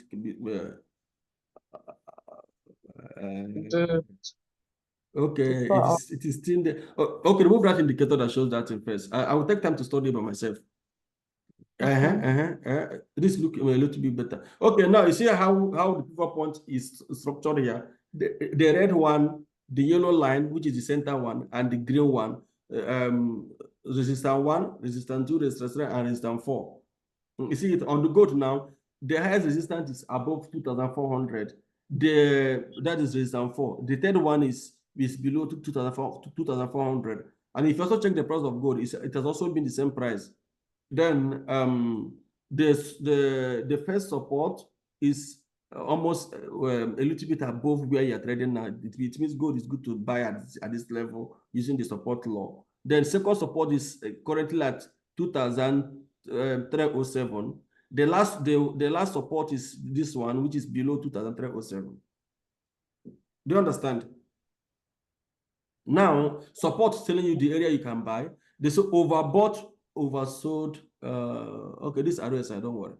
Then you could go back, release some of them. Let's use RSI first. Okay. I mean, change your chart where it could be a little bit easy. You can delete RSI. No, don't delete it. Just like disable Okay, disable it. Yes. No, well, that's better one. Yes. Yeah. Then go back again. Let me see how it will look. Perfect. Then you see the RSI here. You see now it is which price is this is gold? Which hour? This is 4-hour chart. You see that it is pointing towards oversold, and it's pointing towards 30. Oversold RSI it's pointing towards 40. And which period is this one? This is 14 period. Index, like a given index within the 14 points. So I've not seen it at 40 before. It's now at 40 here. You know what I mean? So this point now is pointing out towards 30. It shows that it is pointing towards oversold. And if you check very well, that's why it pointed at 60 here before you drop. But the law of RSI, if you can check it, it talked about 14, 70, and 30. So 14 is the range. You can change this range to be reading on 20 or any range you want. But 70 is overbought, 30 is oversold. Do you understand what I mean now? Then you could see that in most cases, anytime you get to that 30, it reverses. Check the history. It will reverse. It's only here. If you follow the line of 20 down, you see where it extremely oversold here now. Here, extremely where Yeah, they go get to. Yes, but at the end of the day, what happened? It still went up. In fact, it went up, even straight went overbought. Keep going to overbought at the same time. Do you understand? That's why I said if you have good amount of money and you're a good trader, you make a lot of money in this business once your risk is okay. Because those things will definitely work. It can only take time, but it will definitely work. Do you understand? It can come down, no problem, come down, but targeting it once it goes up immediately, you strike. That's why we that are traders now, we only focus more on identifying opportunities, not just to be trading. We try to check some things that could easily trigger us to trade. Now we are going on break, but let me answer the last question. That won't delay much time. I have to reclaim the host. I think I have solved your problem. The last question is for us to analyze. Okay, Miss Antonia, sorry, hold on. Can we use her own, since you trade on this platform, can we use it to analyze it? Now she's sharing it.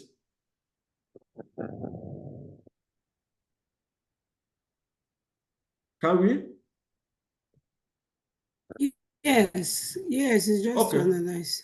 Okay, Miss Linda, I don't know whether you can assist us get Euro USD. Go back to your chart.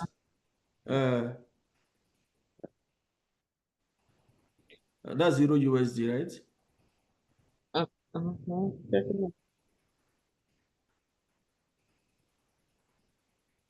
No, just add USD. Sorry, yeah, it will pop up. Yeah, it has added.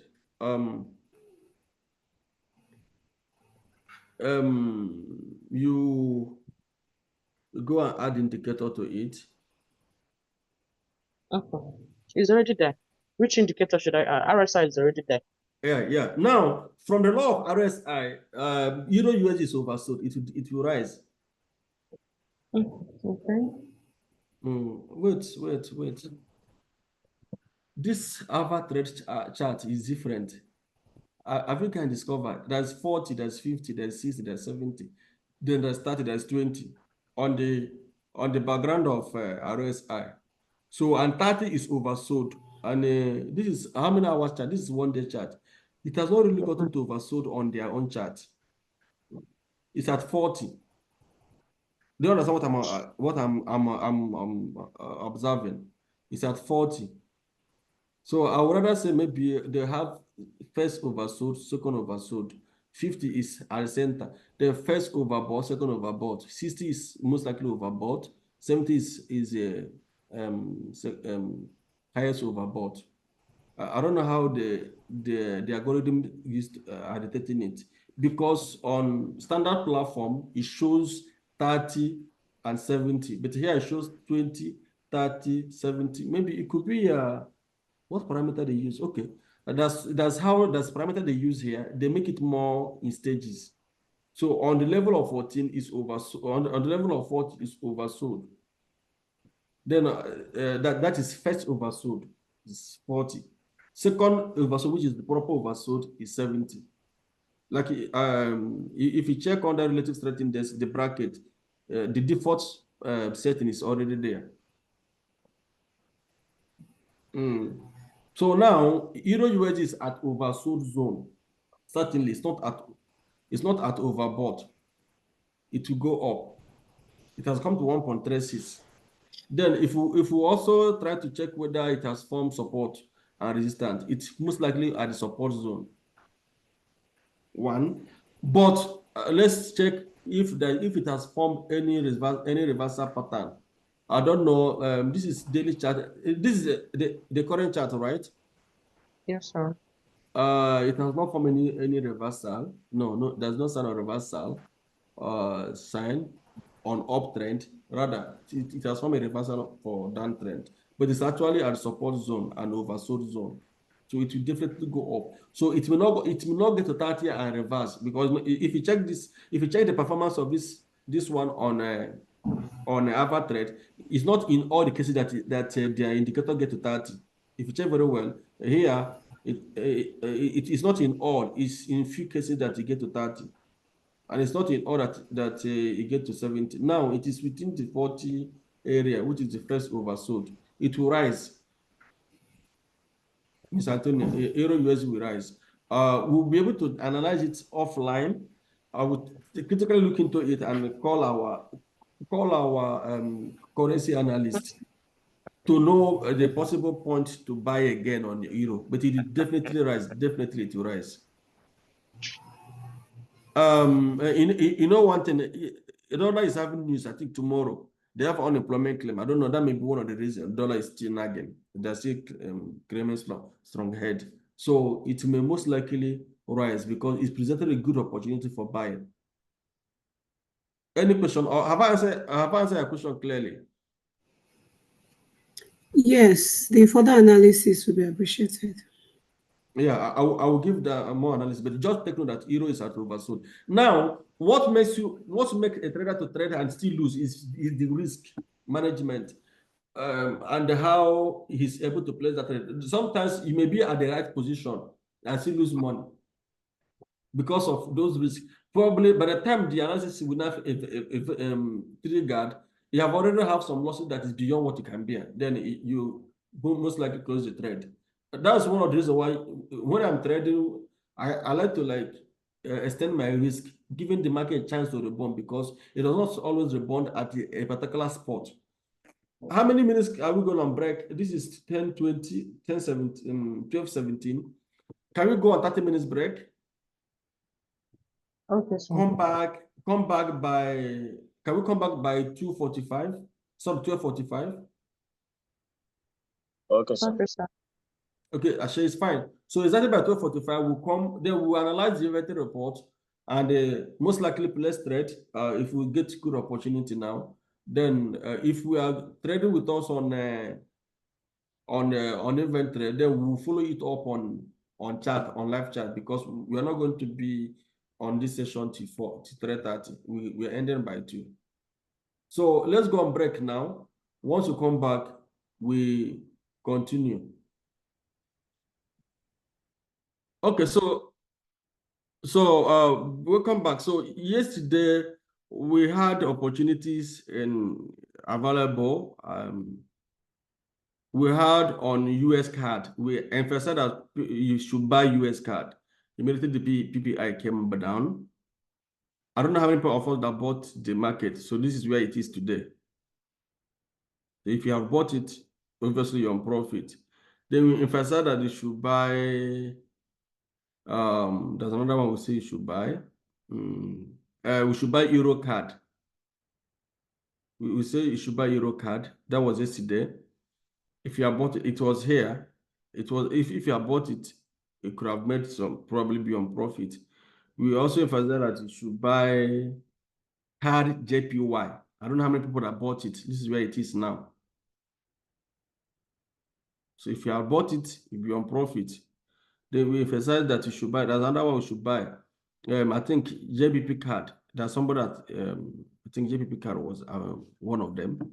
Now, do you know why we said you should buy them?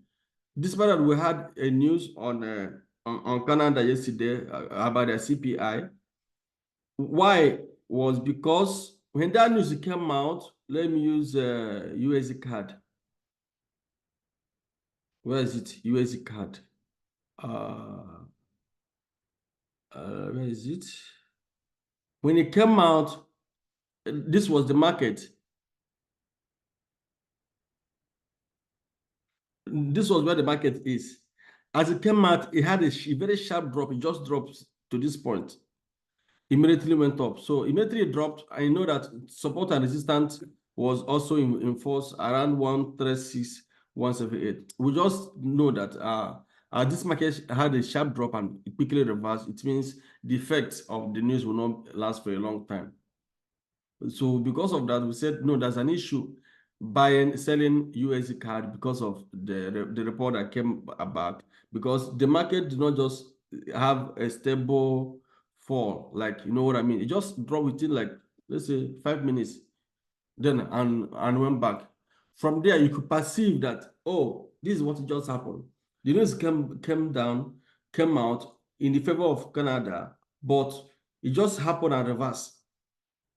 Then because of that, and the market price actually on the support zone. Because of that, we don't think that it should continue selling because the effect has already happened. You know one thing about fundamental and technical is that fundamental can come and go, but market trend will remain. The market condition will remain. Do you understand? Example is when when our government announced subsidy removal and something. There's something they announced that rebounds the naira back immediately, because that is fundamental. At the end of there's something that happened that naira came down to 1,200. Something happened. There's a policy they implemented. That's fundamental. I'm trying to remember that. Anybody that can remember it can let me know. There's something that happened. Naira just came down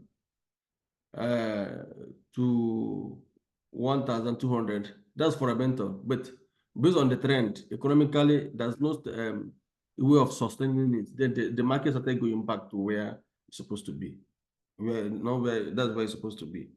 So now, that is the same thing that happened on Canada yesterday. As their news came out, of course, we're expecting to have a drop. But this drop happened within 5 minutes. It just had a very sharp drop and went back. As it went back, there's no need of continuing with the news. So, okay, let's switch to buy. Then you see where the market is. So if you had bought, you also will be on profit. I don't know how many people that bought it because we announced it immediately and asked you why you should buy. Then why we said the same thing, we said we should also, somebody was emphasizing on card JPY. Is it card JPY? Yeah. CAD JPY. So why we say emphasize on CAD JPY is because CAD JPY has been up for a long time. Look at the evidence why we say you should do it. Look at it. For a very long time, it's been up. So there's no way, and Canada is strong. Canada has the news. Understand what information I'm trying to pass to you. Canada has the news, a very strong news on them. And the only currency that is weaker on Canada was JPY. We said, okay, let's use this news on CAD JPY. Remember what we did in our first week concerning international forex is currency, weaker currency versus stronger currency. That's forex trading. Yeah. So we now identify that JPY is weak on Canada. It's okay. Buy Canada JPY, which is in support of Canadian news. Then rather we have to be buying USD CAD because dollar is very strong. And there's no way that news will override the US dollar. Canada will become stronger. No. You know, so obviously why many forex traders lose and why they complain about some of these things, because when you have a news on a particular currency that is a positive, you need to be sure that the currency you want to trade against it is weaker than that currency. If it's not weak, despite the news you got from that particular currency, it may not work for you because it's not a commodity. Commodity can work, but on currency, it may not work. I don't know whether you are getting my explanation, because I like to be sure that you are flowing with me. For example, look at the news. It was here yesterday. Look at it. The news came out, CAD JPY. What is CAD? The US CAD. Where is it now? It was here yesterday. Yesterday was what? On this 18th of June, so I made a mistake. Yesterday was okay, it was here yesterday. CAD, the consumer price index came out to 0.6. It means that there are more consumptions. The index of consumers is high, so it's good. They were expecting to be 0.3. They were expecting a drop in consumer price index. Then and their medium consumer price index also came out 2.8. They were expecting to be 2.6, and it became 2.8. This one was 0.6, and previous one was 0.5, and this one was 2.6. So it was a good one for them. Yes, it's good for Canadian dollar, but which currency are we going to trade it on? The only currency we can trade it on could be a weaker currency, which was JPY. So you can't try it on dollar. You can't try it on a pound, like pound JPY. Well, pound is actually very strong. I mean, pound Canada, you can't use it to trade on Canada. It's actually very strong because you may not get the maximum result you want. And this is one of the reasons why many traders get frustrated, because they don't observe some of these things properly. Now, if somebody was with us, I got information that somebody bought. If you have been on this market, please let us know whether you bought it, whether you make a profit.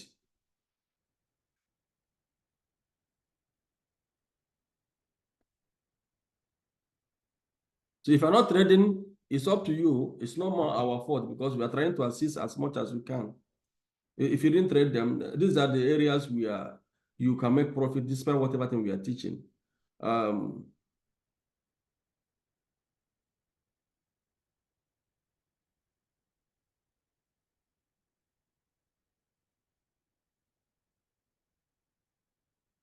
Okay.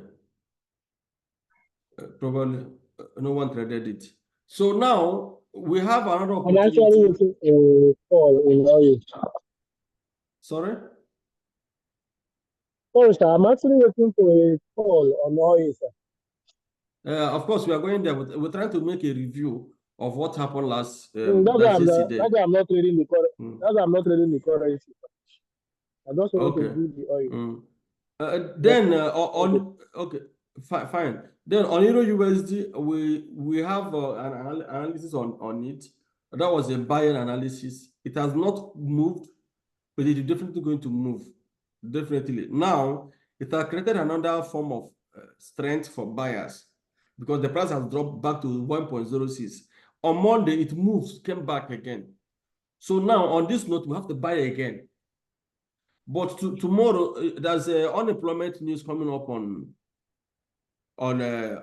on dollar tomorrow. Tomorrow is Thursday. Let me show you. Unemployment claim is coming up. They're expecting it to be 336, which is lesser than what happened last month. So now I don't know how effective it's gonna be, whether if it's positive, whether it will be strong enough to break this support zone. Do you understand my analysis?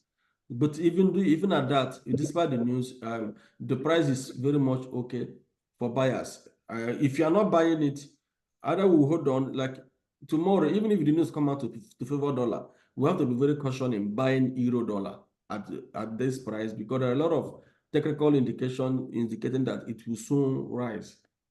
If it did not rise this week, if you check euro US next week, it will be uptrend. That's the truth. Just give it like more 10 days, it will rise. But as long as it's within this zone, it has capacity to go back to 1.07.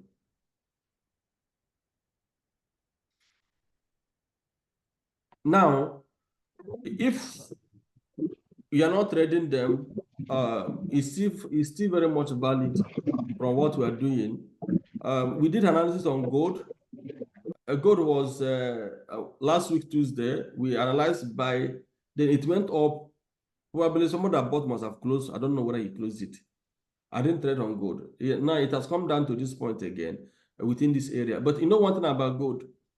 Gold is used for hedging, so it does not have strong volatility, because it's only volatile when there is economic crisis. That's when it moves. That's when gold moves. People use gold mostly for hedging.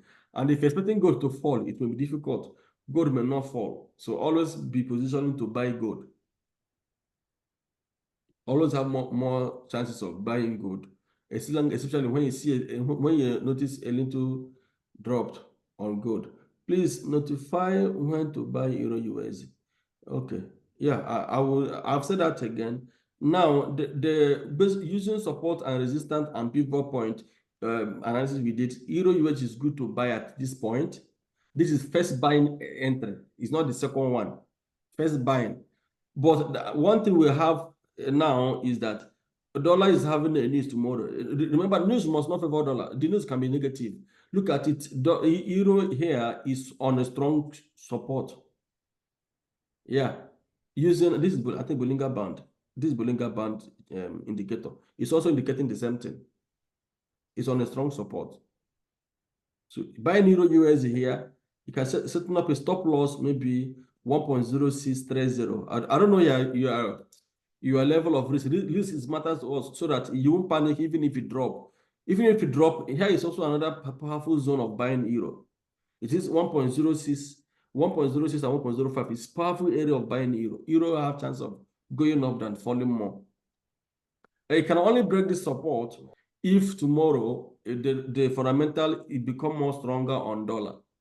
Then even if you break it, be careful selling it more, because it's easier for market to rise from this point than to fall. Me personally, even if I didn't see news, you want me to trade on euro, I will buy euro.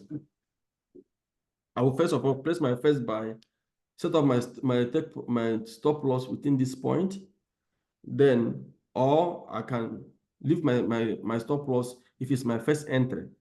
Then I'll target my second entry here, which is bigger volume, because definitely it will rise from here. Then that bigger volume will be giving me. But why I have to place it is that sometimes you may be expecting that it will drop further. It may not drop again. Then you have missed the opportunity to start getting from there. Euro will definitely rise. Just give it some time, then it will rise. Then this is what we call precise analysis or precise trading. Now, how much will you make in case it rises? That's the question. Because we have a target, try to make sure that people make money in trading. So it's not just for you to be trading and you're not making money. How much will you make now if Euro US is to rise? And how much will you make if you have to trade today on oil? So you have to have the expectation of returns of your investment. Then in case they do not work out, what is the risk available? So these are the things. Should we buy gold now? It's like you like trading gold. Yeah, you can buy gold. Gold is good. It's on support zone. But gold does not have strong volatility. You can buy them. You can buy it.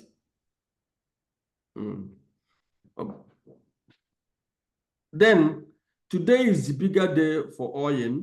We have crude oil inventory coming up. That's only fundamental available, but technically there's a strong indication of oil supporting sell. Today is Wednesday. Yeah, Wednesday today. It's the next event coming up by 3. That is in the next 1 hour, by 3:30, almost like 2 hours from now. Now, the expectation is minus 2.6 million. So they are actually expecting that it will be a lesser supply. A lesser supply can imply that the price may go up. But sometimes it may not be exactly the way they're expecting it. For me, last week was lesser supply. This week could be. If the market come out to be lesser supply, I'm not buying. Ask me why.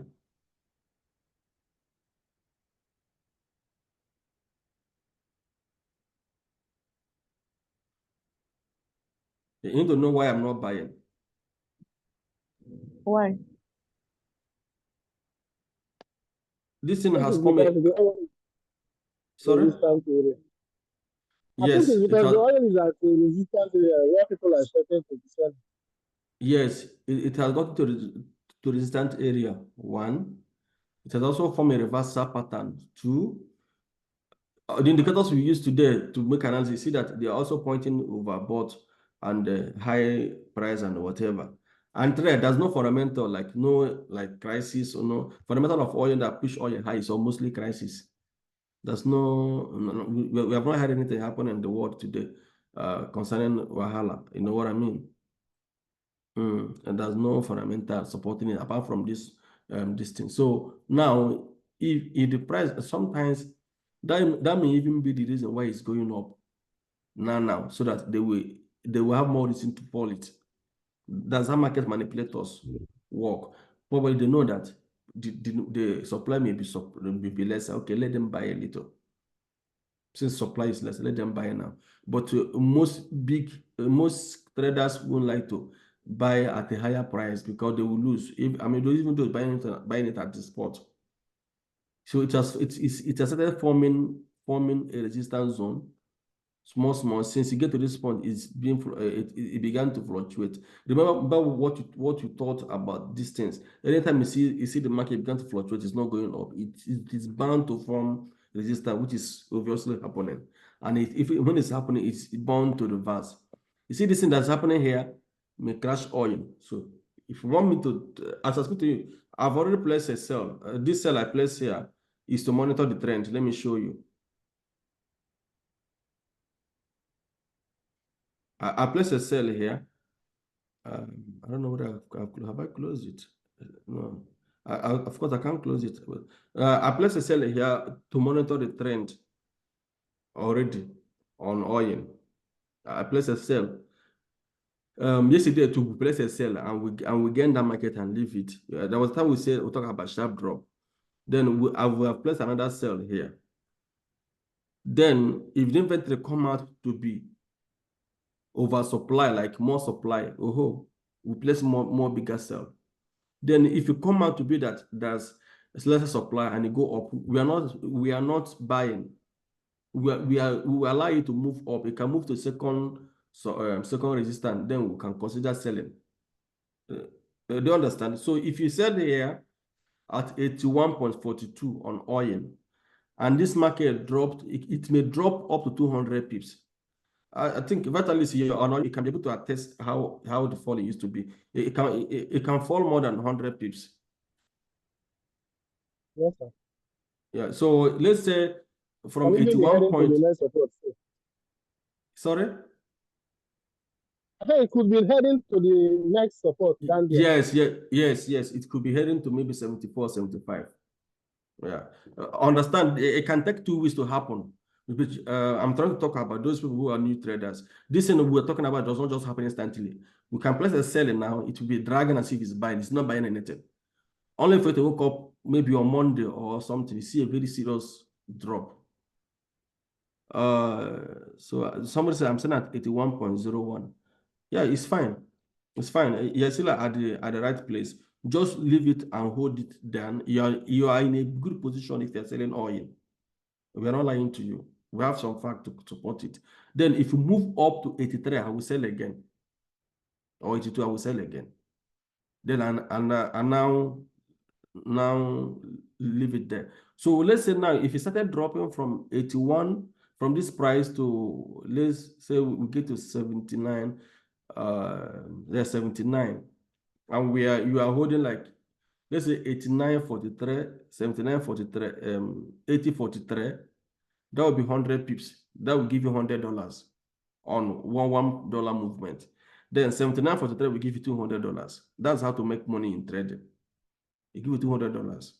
Then if you are using on cent, maybe 20 cents, you also calculate it like that way. That's how much you will gain. 20 cents times 200, then you know how much you make on it.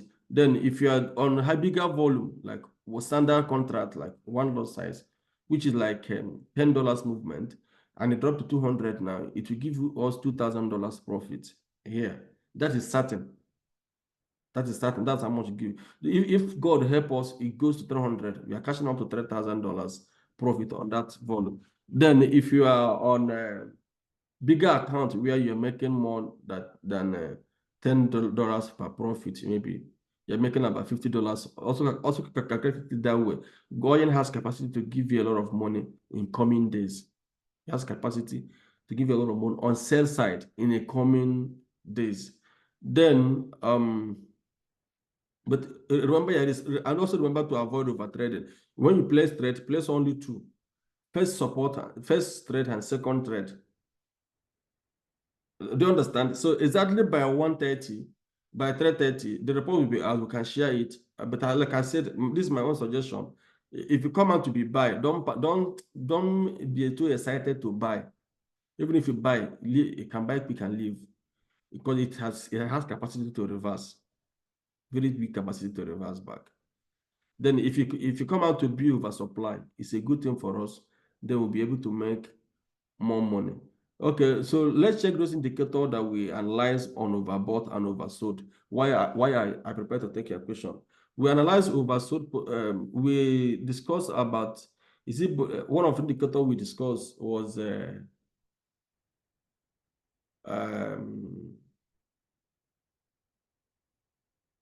there's one indicator I like to use. I think this indicator.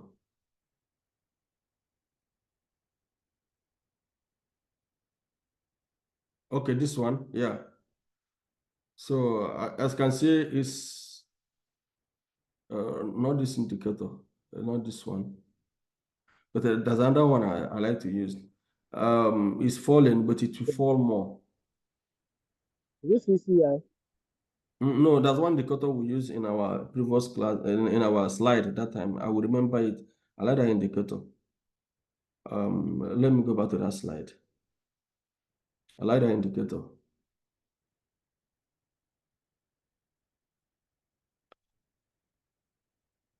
You can ask a question. I'm preparing to take your questions, and we can make thread. Example of this one. No, I think that indicator is called scholastic. Is it called scholastic? No. Commodity.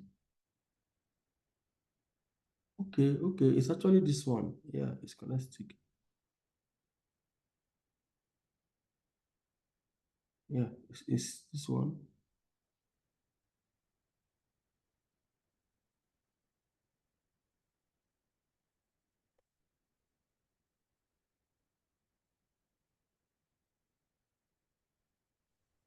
My question: Why you are? Okay, yeah, I think. Yeah. Just ask question, no problem. I'm trying to insert it. It's like it does not show the same thing it shows on my other platform. Like the same color. It's not the same color. Ask a question. Is it a commodity index? Okay, my question is, how do we actually measure, or yeah, how do we actually measure the confidence level in trade? You know, like you said, the risk management. Normally, you're not supposed to risk a certain percentage, more than a certain percentage of our account per trade. But there are some setups that when you see it, you might increase your percentage risk. So I was like, are there some confluences or are there some factors that we necessarily have to see? Maybe you said out of these five, if I see three, I'm going to increase my risk. Or I'm going to increase my confidence level to now take so amount of risk. If I see only two, I'm going to take normal risk, something like that. Is there a particular list of confluences or factors you can see in a setup for you to decide how many percent or your confidence level, for you to say like, this is 70% confidence, this is 80% confidence in this trade. Like from what we are doing now today, I can see that we have more, we have a high percent confidence in this cell. You can say we have to 70-80% confidence in this particular cell setup. Yes. So One. is there a particular list of confluences we can be looking at? Like, if you meet up to this condition, if you meet up to this second condition, you know, like that, we'll be increasing our confidence in it. Yes, and you're asking a wise question. That's exactly what we do. We don't speculate. One, I'm considering price. Understand? I told you in our the first week, average price of this thing, if it goes here and here, it is bound to do this thing. Now the price started rising from 74, something below 74 here. I'm sorry. Shall I go back to my other this thing? It's easier for me to teach on that one. Let me go back to that one. The price started rising from here.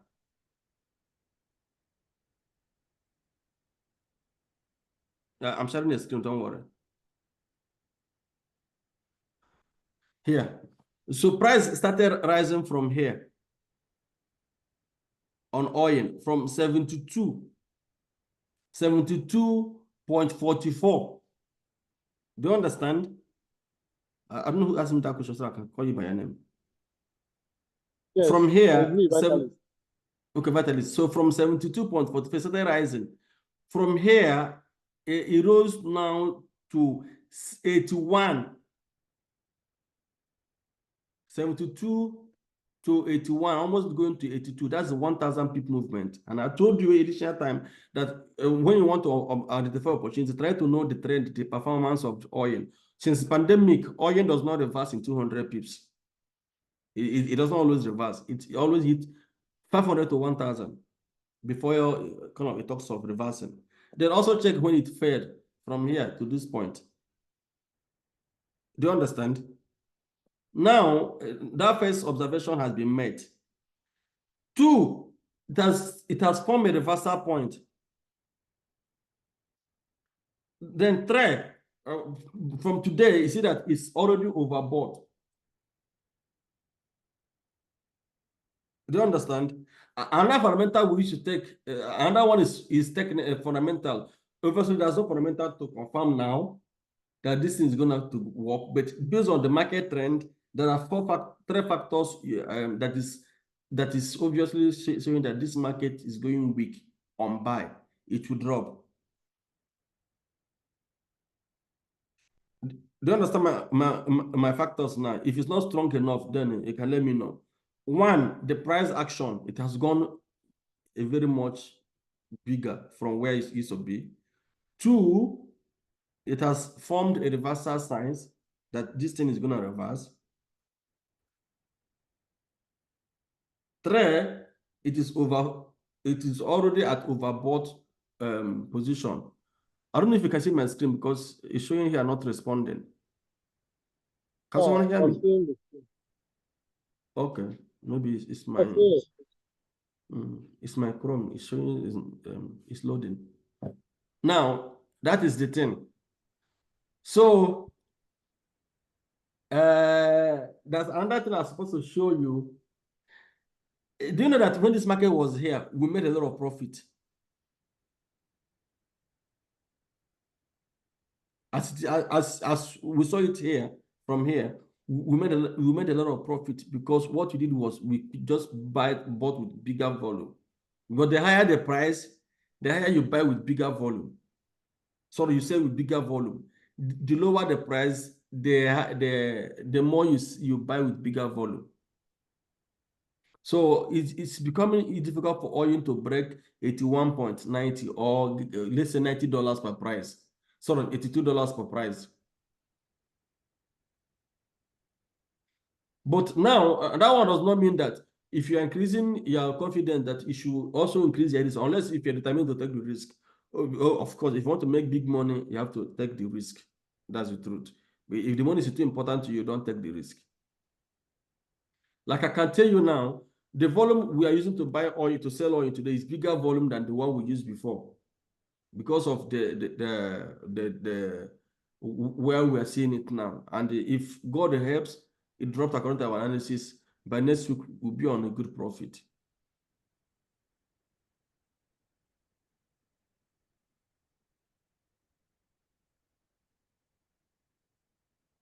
Are you seeing that in the confirmations? I'm with you, sir. That's it. Then the ones we have on Forex is still valid. We're not giving you analysis again here because it has not formed any reversal. It may continue. I don't know. But in case you have made profit, you can still leave. But the currency, these ones has gone up, to be honest. One thing that make people to lose money is that sometimes they don't really follow all these things, or they overtrade, or I would say impatient. Because patience is a strategy that is also very, very valid and very effective in the market, in the sense that you don't even need to learn it from here. It's something you do it by yourself, by developing that patience in trading. Any question?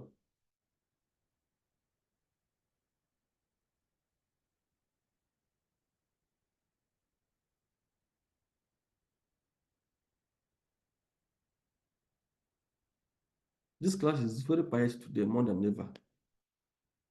Any question?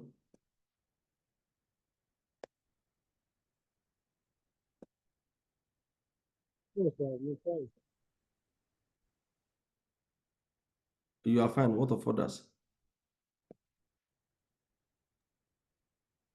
Maybe some of them are not yet ready. They are still in demo, or they are still trying to observe what is going on. You know, some people, when they see an opportunity like this, some might not value it. They may not even understand, even when they are in the class, they will not understand. So they are yet to get what we are talking about. So maybe it will take them some time before they really be following it. Yeah, but some of them are actually on 1 month training. The trainings ended anytime from now. It's those who that will be able to catch up those who are on 6 months. And within that time, they will not be. We will change our login details to the Zoom, and they won't be able to join the Zoom again. Sir, I've joined this class for a month now. I've not traded. I'm just waiting to trade today. Oh, yeah. If you want to trade today, we have opportunity that you can trade on. So maybe you could hold on. Let's trade the oil or today, or that's in the next 1 hour, 30 minutes or so. Let's trade the oil today. Like Sir, today. I'm not going to trade oil. The platform I'm using they have bigger spread on oil and on crude oil and so gold. so now we can switch to Euro USD. Euro USD is good. We're analyzing buy on Euro USD.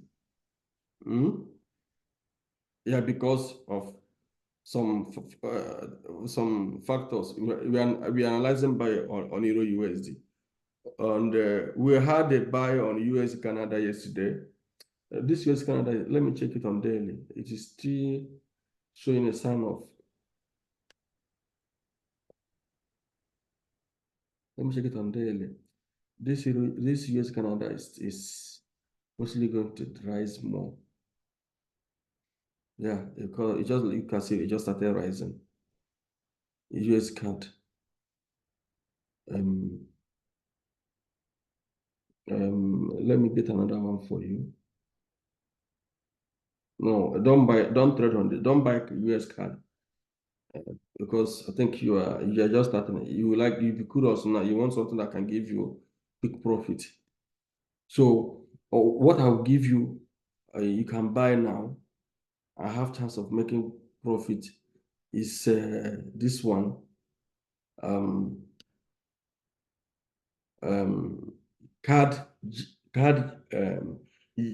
JBP card, and I have one or two reasons. There's no news coming up on card, while there's news coming up on dollar. I don't know how that news will be. That news may push the market a little down.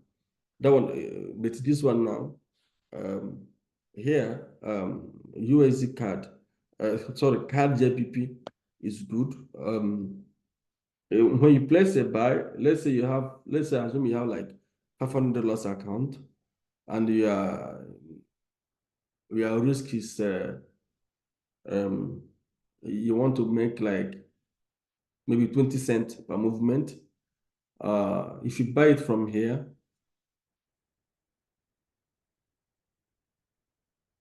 you can plan to exist around this point. Then 20 cents, if the market goes 100 pips, you make $20. If the market goes 200 pips from where you enter, you make $40. Do you understand? Then if market goes down 100 pips, you have minus 20. So for example, if you're on 1:3 risk level, it means you will target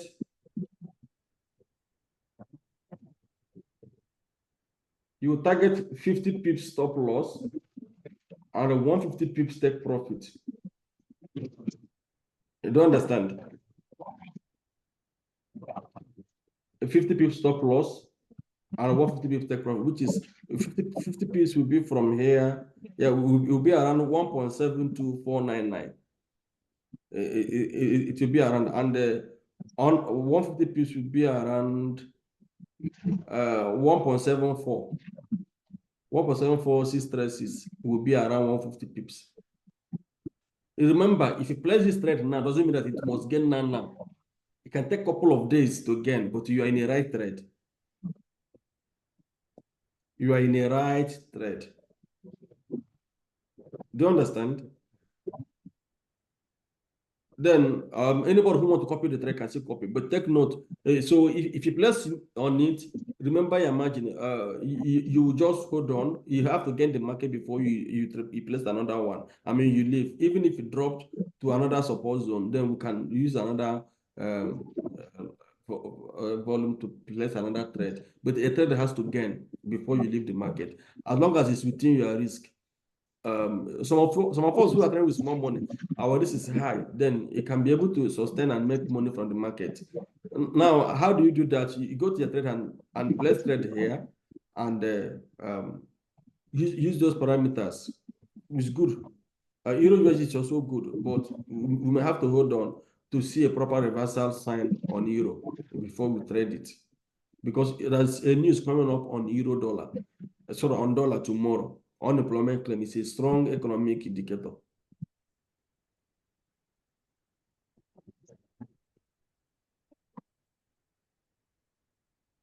Do you understand? Any question? Or if you want to trade, you can probably share your screen, or you can do it by yourself. We have done a lot of analysis on practical on trading. Then you can also do it by yourself. If you know how to do it by yourself, then I can assist you place the trade. Then you see how it works. Anyone you want. Okay, so I'm going to do it and show you privately. Okay, perfect. Yeah. Then any other question? So someone say, besides religious, what other currency has good volatility? There's volatility on JBP USD. I don't know why I closed that pair. It was here. Remember, there's also something we analyze buy on AUD USD. As you can see, this market is still buying now. Even as we had a sharp drop here some days ago, then it still went up. It has gone to 0.699. So there's nothing we can analyze it until we're able to be sure that that analysis is invalid. Invalid analysis is when the market has like gone to oversold support and stuff like that. Let me check JPP USD. I think it's a very volatile market. It has a high liquidity. Okay, it's here. Oh, it's here. Look at it. JPP USD is volatile. It's volatile. It has volatility. JPP USD. It's also on a buying zone. It's also on a buying zone. It can only be invalid if it's broken. It's also on a buying zone.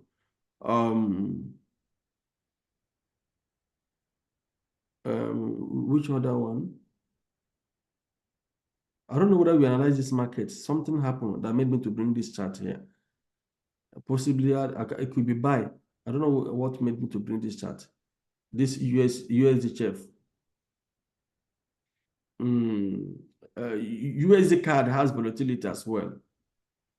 We analyzed it by yesterday. If there's anybody who are buying it is making profit, definitely is buying it. It has volatility, but JPP USD has a good volatility. Other currencies that has volatility is also most of these cross currencies used to have volatility, but we don't usually trade them. A lot of them, like look at this JBP SEC has gone 0.51%. Like this is AUD JPY.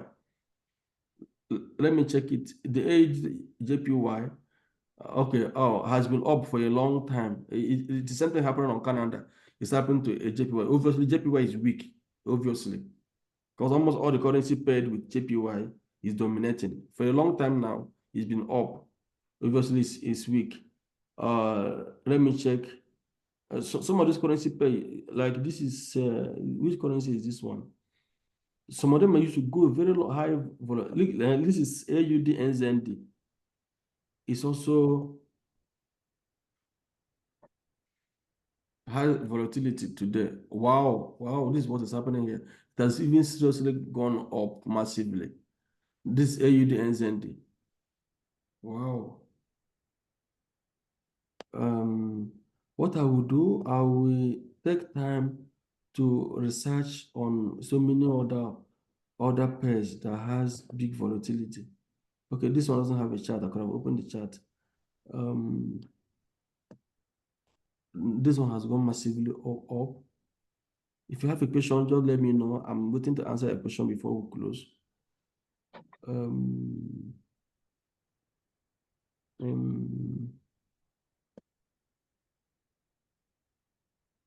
This one has gone 1%. Wow, currency gone. Okay, it doesn't also have a chart. I don't know the currency that is there. So some of these pairs that's cross currency are very much volatile. This is NZD JPY. Okay, because NZD is weak, JPY is weak, so there's no volatility. They have only 0.7%.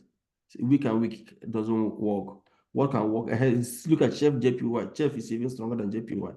So JPY is paying the bills for a lot of people. Oh, the chat is not opening. I don't know, but you can check it on your own stuff. So Chef is actually paying the bills for a lot of traders. There's a question here. Can you illustrate how to take profit? No, how to take part profit. There's no part profit here. Is based on the platform you are using. Some brokers has part profit taken, and let's on MT5, and some brokers too don't have it. It's a feature that the broker put, and it's commonly available on the app. on the app, or is something you can do practically. Please, can you list thread that you should go into? Okay. I'm already listing them. There is no part profit as a general illustration. It depends on the platform you are using. Some platform has it, some platform doesn't have it. Sometimes brokers disable them. They don't allow part profit. So, and on MT5 is there on the app. That's how you can slide it. It shows you to take some part of the profit, then you can take some part of it and leave part of it. The same thing you can also do on part of loss. Even some brokers make their own to the point that it can reduce your volume. You can place a trade with maybe one lot. It's not getting the way it's supposed to get, you're getting, then it can reduce it. These have additional features from different brokers. Not all of them allow that. Like, I think this platform doesn't have part profit features. Can you list trade that we should go into? Please don't trade more than 2 pairs, 2 positions. We are expecting a buy on Euro USD. 1, we're expecting a sell on oil. We're expecting a sell on oil. 1, which other one I mentioned now? GPP card. Yeah, GPP card. We're expecting a buy on GPP card. Here, I told this guy to trade on it. He will make profit on it. Then yesterday we analyzed yesterday on USD card. Where is it? I think here. USD card buy is valid because it just started forming. It may get to 1.37 or more. We also analyze on Euro card buy, but Euro is not buying more. Do you know why? Because Euro is generally weak. That's why it's not pushing Canada up. Do you understand why we emphasize on selecting strong and weak currency? So Euro is generally weak. That's why it's not really buying. So avoid buying it. Don't trade it again because it's not. Euro is weak, obviously, but it will gain strength anytime soon. That's why we're expecting it to rise. Then we're expecting a buy. We're analyzing buy on card. Card buy is for a long time traders because it still keep pushing. It has even lasted. It has gone for a long time. So focus on GBP card, Euro USD, and I think GBP USD. Where is it? GBP USD is also nice, but dollar news is my concern in focusing on trading against dollar. Dollar news is my concern for now. At least let's focus on those ones. Let us not trade strongly against dollar. We don't know what will be the outcome tomorrow. Euro NZD, yeah. We did something on AUD NZD. Oh no, here, yeah, this market is actually going up. It's easier for us to analyze it when it never starts. This AUD NZD is actually up today, seriously up. I don't know whether this is just a news that push it or whether it will reverse. It may buy it now, then it will reverse. It's easier to buy them when it's here. Like, I don't like buying it when it has already happened. I don't think it will continue seriously like that. It could be a news that push it up. I don't know what's happening within that zone. I like more of the one you have chance of gaining peak, not the one that may drop again and start rising. So these are the opportunities that we have now. If you want to trade on them, then you trade. I have a suggestion for those of us who are struggling. Remember, the end product is to make profit, not to make losses. And if you're losing money, you wouldn't like to continue trading. And we want to make sure that you make money. That's what will keep us in the business. And that's also what will keep you trading with us. Because the more you lose money, the more you want to go. But the more you make money, the more you want to trade. So if you have an account with AvaTrade, you can be able to join algorithm automated trading system through GFT Ava. Why GFT? Ava is a regulated broker. Too much regulation is too much on them, so they are not allowed to implement it. They have to use a third party to implement those things. Yeah. Some area where the regulator doesn't allow some of the things to happen. So it can use GFT Alpha to connect the same thread and be able to maximize all these potentials. From there, you'll be learning it, understanding those strategies and building up yourself.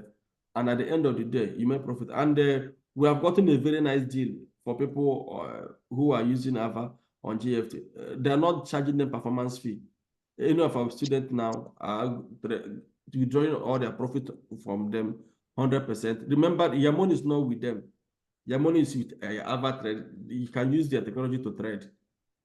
They will just connect your account to their automated system, and you should be able to make profit while they are trading and while you're also learning. We talk about diversification. If you see where you can make money, go in there and make money while you're still learning. Do you understand? Any question? Sorry, sir. I don't understand how I'm going to connect this TFT to Avatree. How do I do that again? I don't get it. If you have already have account with Avatrade, you don't need to register again with them. Just write to them, and they will send you the authorization form. You fill it. It's Avatrade with that will send it to you anyway. You can even write to Ava to send it to you. Ava will send it to you. You fill it, or as GFT, they will send you the one they have. Then you will now send it to Ava. Ava will connect it. On that note, you don't need to register on their website at all. It is when you don't have when you have not opened an account with Ava, or you're not verified there, then you can come in and register with them. But if you have already on Ava, you just have to connect your account. I don't know those of us who have run copy trading. It's similar like that. If you have an account, you can just connect. You don't need to register again with them because they are not a broker. They work under Alpha Trade. Alpha is a major dealer, major liquidity that hold the fund, open the account and everything. Them is to make the executions. Do you understand? Yeah, you just write to them. They will tell you what to do. Excuse sir, I have a problem with withdrawal on the GFT Alpha. Withdrawal is processed by Alpha Trade, not them. What you can only do, you can make internal transfer, ask them to move the money from Alpha to them. Then Alpha Trade will move the money to them. Then you can withdraw it. But if you funded it on Alpha, you go to Alpha and withdraw. They don't control the fund. Everything is on Alpha. Yes, sir. I have tried that internal transfer. They haven't responded yet since yesterday. No, if it's yesterday, it is still early. Just give them some time, maybe 24 hours. Okay. Because they will place the request on Alpha. Assuming there's a trade going on your account, it may even be declined because sometimes the monopoly they have to ask for that trade to close before you can withdraw. Do you understand? Assuming there's a trade going on your account, you may ask for it to be closed before you can withdraw. Okay, can sir. I move fund from Algo to Alpha? It's only withdrawal you can do. You may not be so if I can get you clear, you said if someone already have a Sorry? So you can only withdraw and deposit. You can't do Sorry? I want to answer one. You mean if someone already have an account with Ava, what you need to do is you write to Ava, telling Ava to connect that to your account to GFT Ava, right? Yes. Or you write to GFT. Then there's a form you will fill. There's a form you will fill, authorization form, because it's to authorize that move. It's like when you're operating a bank account, all this form that you fill with the bank to do something. So you can move to you can make GFT to do it for you. They already have the form from Ava already. They will send it to you. You just fill it, then you connect. You cannot move an account from a broker to a broker. It's not possible. There's no internal transfer of that unless maybe you withdraw and deposit. But one thing about this business, always learn to diversify. Don't put your eggs in one basket. That's one of our secrets. That sometimes, even me personally, I have some portfolios I'm managing. One may not be gaining, or some of them won't be gaining. Why this one will be gaining? Different broker, different exchange, different kind of stuff. Don't rely on one particular area.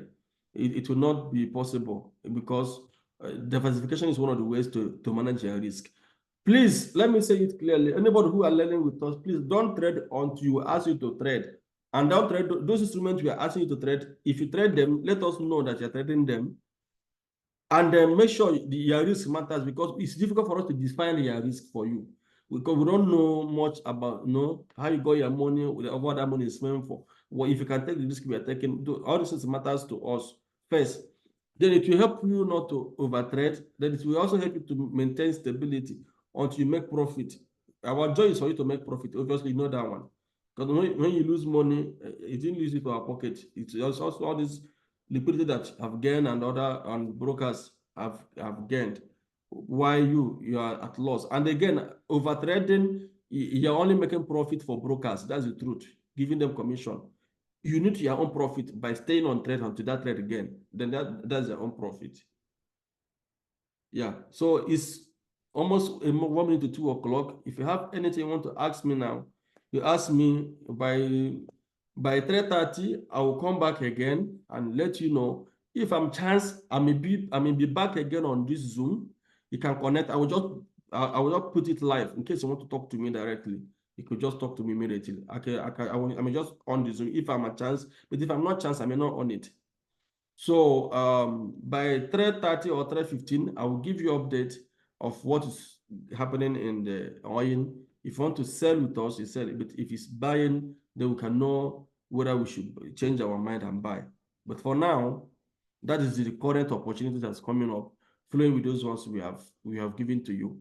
We want you to be a precise trader. When you place a trade in a week, you know how much you will make. You already know it in your mind. If you place a trade in a month, you know how much you will make. You already know it. Don't trade on that assumption. Any question? I'll give 10 seconds for question 1, 2. Excuse, sir. Okay. Sir, how are we going to be getting your signals? It's on the channel. Sorry, we don't give signals. We give you analysis. We don't give buy here, sell here. It's called investment advice. We give you analysis, then the potential opportunities. Those that are on our 1 month training, training has ended. Those videos can help. Okay, training has not ended. You have more training next week on training psychology. On training psychology, there's a training coming up on Saturday, not on Friday again, for you. Training psychology. Then after that, I think we have covered the curriculum for you. Then maybe you may have to revisit those channels again more and more. We may not be able to give you further mentorship on trading. Then if you have opportunity to have free information from our channels, good. But mentorship may not be able to happen. But if you like our services and you can afford it, I can encourage you to go for proper 6 months trading so that you'll be able to understand more. If you cannot afford it, don't bother yourself. You start working on what you have thought, and also be following us up on our free channels. You'll be able to build up your capacity. Like that, just like a small this thing. And your training is not ending today. It will continue till you finish that psychological trading class. There's another course you do after that. With that, I'm trying to remember it, but you just have to do it. It's a very important thing you do. And we will put it on our Facebook page, on our YouTube. Unless if you want to pay us for 6 months, you can come. I can ask for a discount for you since you're already giving the training. So you don't need to pay double. Okay, sir. Because 6 months is cheaper for client than 1 month. It's almost like 80% cheaper. Because 170, 5 months is £100, $100. So there's no question for now. In case you have anything again to tell me, must oil trade in a little profit? Should I close it and wait? Okay, it's like he said my oil is trade. He said my oil. No. Never you close oil. We are sure you make profit. Never you close oil. Yeah. Never you close it, oil will fall. Forget about this news. Even though this news will go up, oil will fall. I'll just give you some couple of days, oil will fall. Even us, we are seriously selling oil in some of our accounts, but not in our maximum risk. Oil will fall. If the inventory push it up a little, it will still leave the market, then it will fall. Remember last week inventory did not push it up as we expected. What happened? It is still ranging. Despite that it was for uptrend, it did not rise as expected. What of gold? Mine is on loss. Are you buying or you're selling?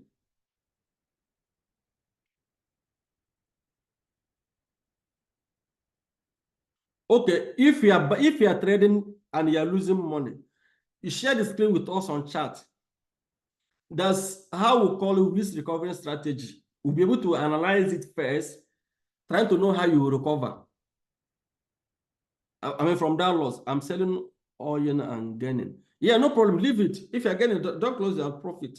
Oil just started. It has not even sold. This is just like, it may seriously sell next week. Today is Thursday, Wednesday. In the next 10 days, oil will fall, certainly. But you need to be in the market so that you can gain. Oil will fall. Now what left for you is the profit you want to make. If you want to make $500, $1,000, $10,000, $5,000, it will be $150. You need to define those things. If you meet a target, then you can leave it. If you meet a target, then you can quickly exit the market.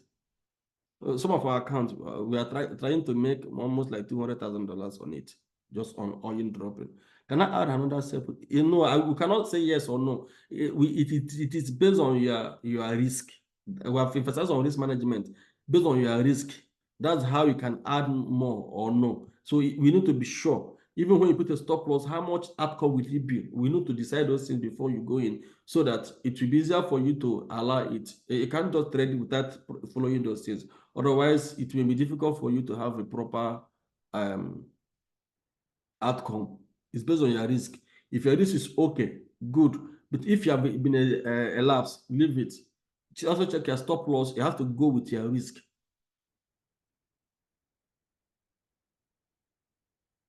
The truth is that people who take high risk are people who make money in this business. But unfortunately, they're the one that used to lose money in case anything goes wrong. That's the truth too. But they actually make good money.